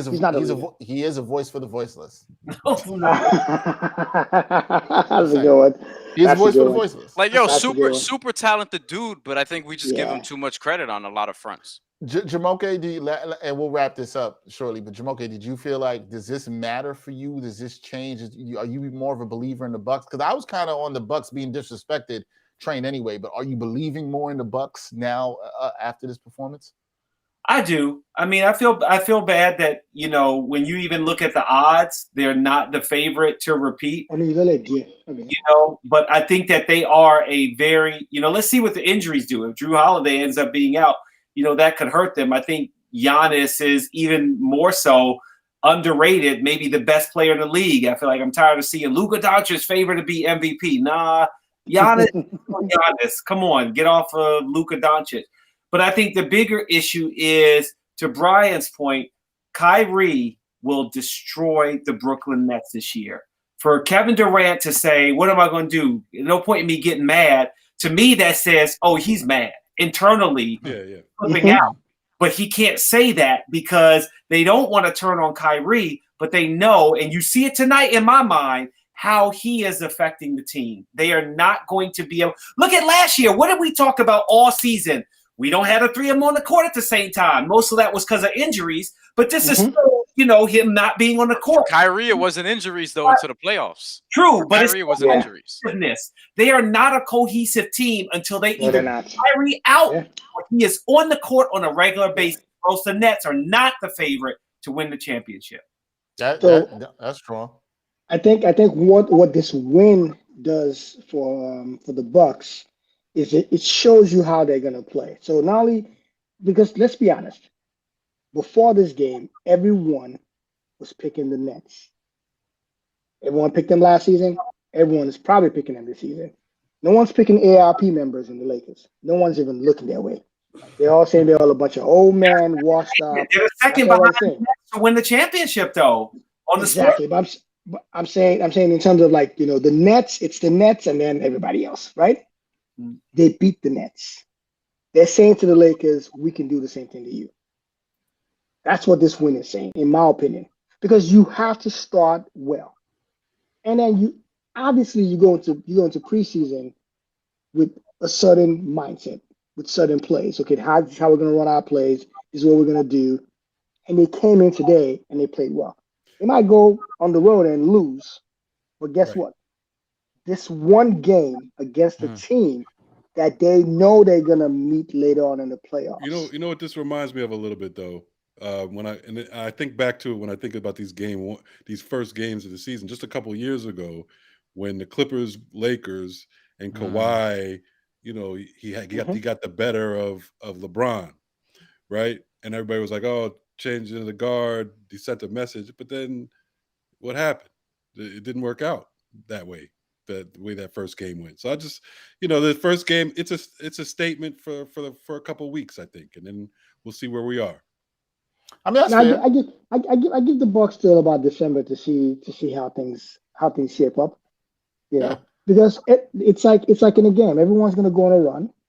Everyone's gonna they might lose a couple of games, and then the media will turn on them, which is normal. Right. That's typical. They'll go to Detroit with that mindset of, yeah, we're in Detroit, man. We're not going. We just come here to party, and then Detroit put 20 up on party in Detroit. Okay, they're still gonna smack Detroit. You get my point. Oh no, I get your point. I was just saying it's Detroit, but I get your point. There's been times where teams go into certain cities and go, this guy's. We're gonna take it lightly on these guys tonight. We're not gonna give them 100%. And next thing you know, boom, they lose. They'll go to Denver, and the altitude will affect the shit out of them. They'll lose. Right. They might go to Utah. James Harden's favorite club is in Miami. Uh-oh.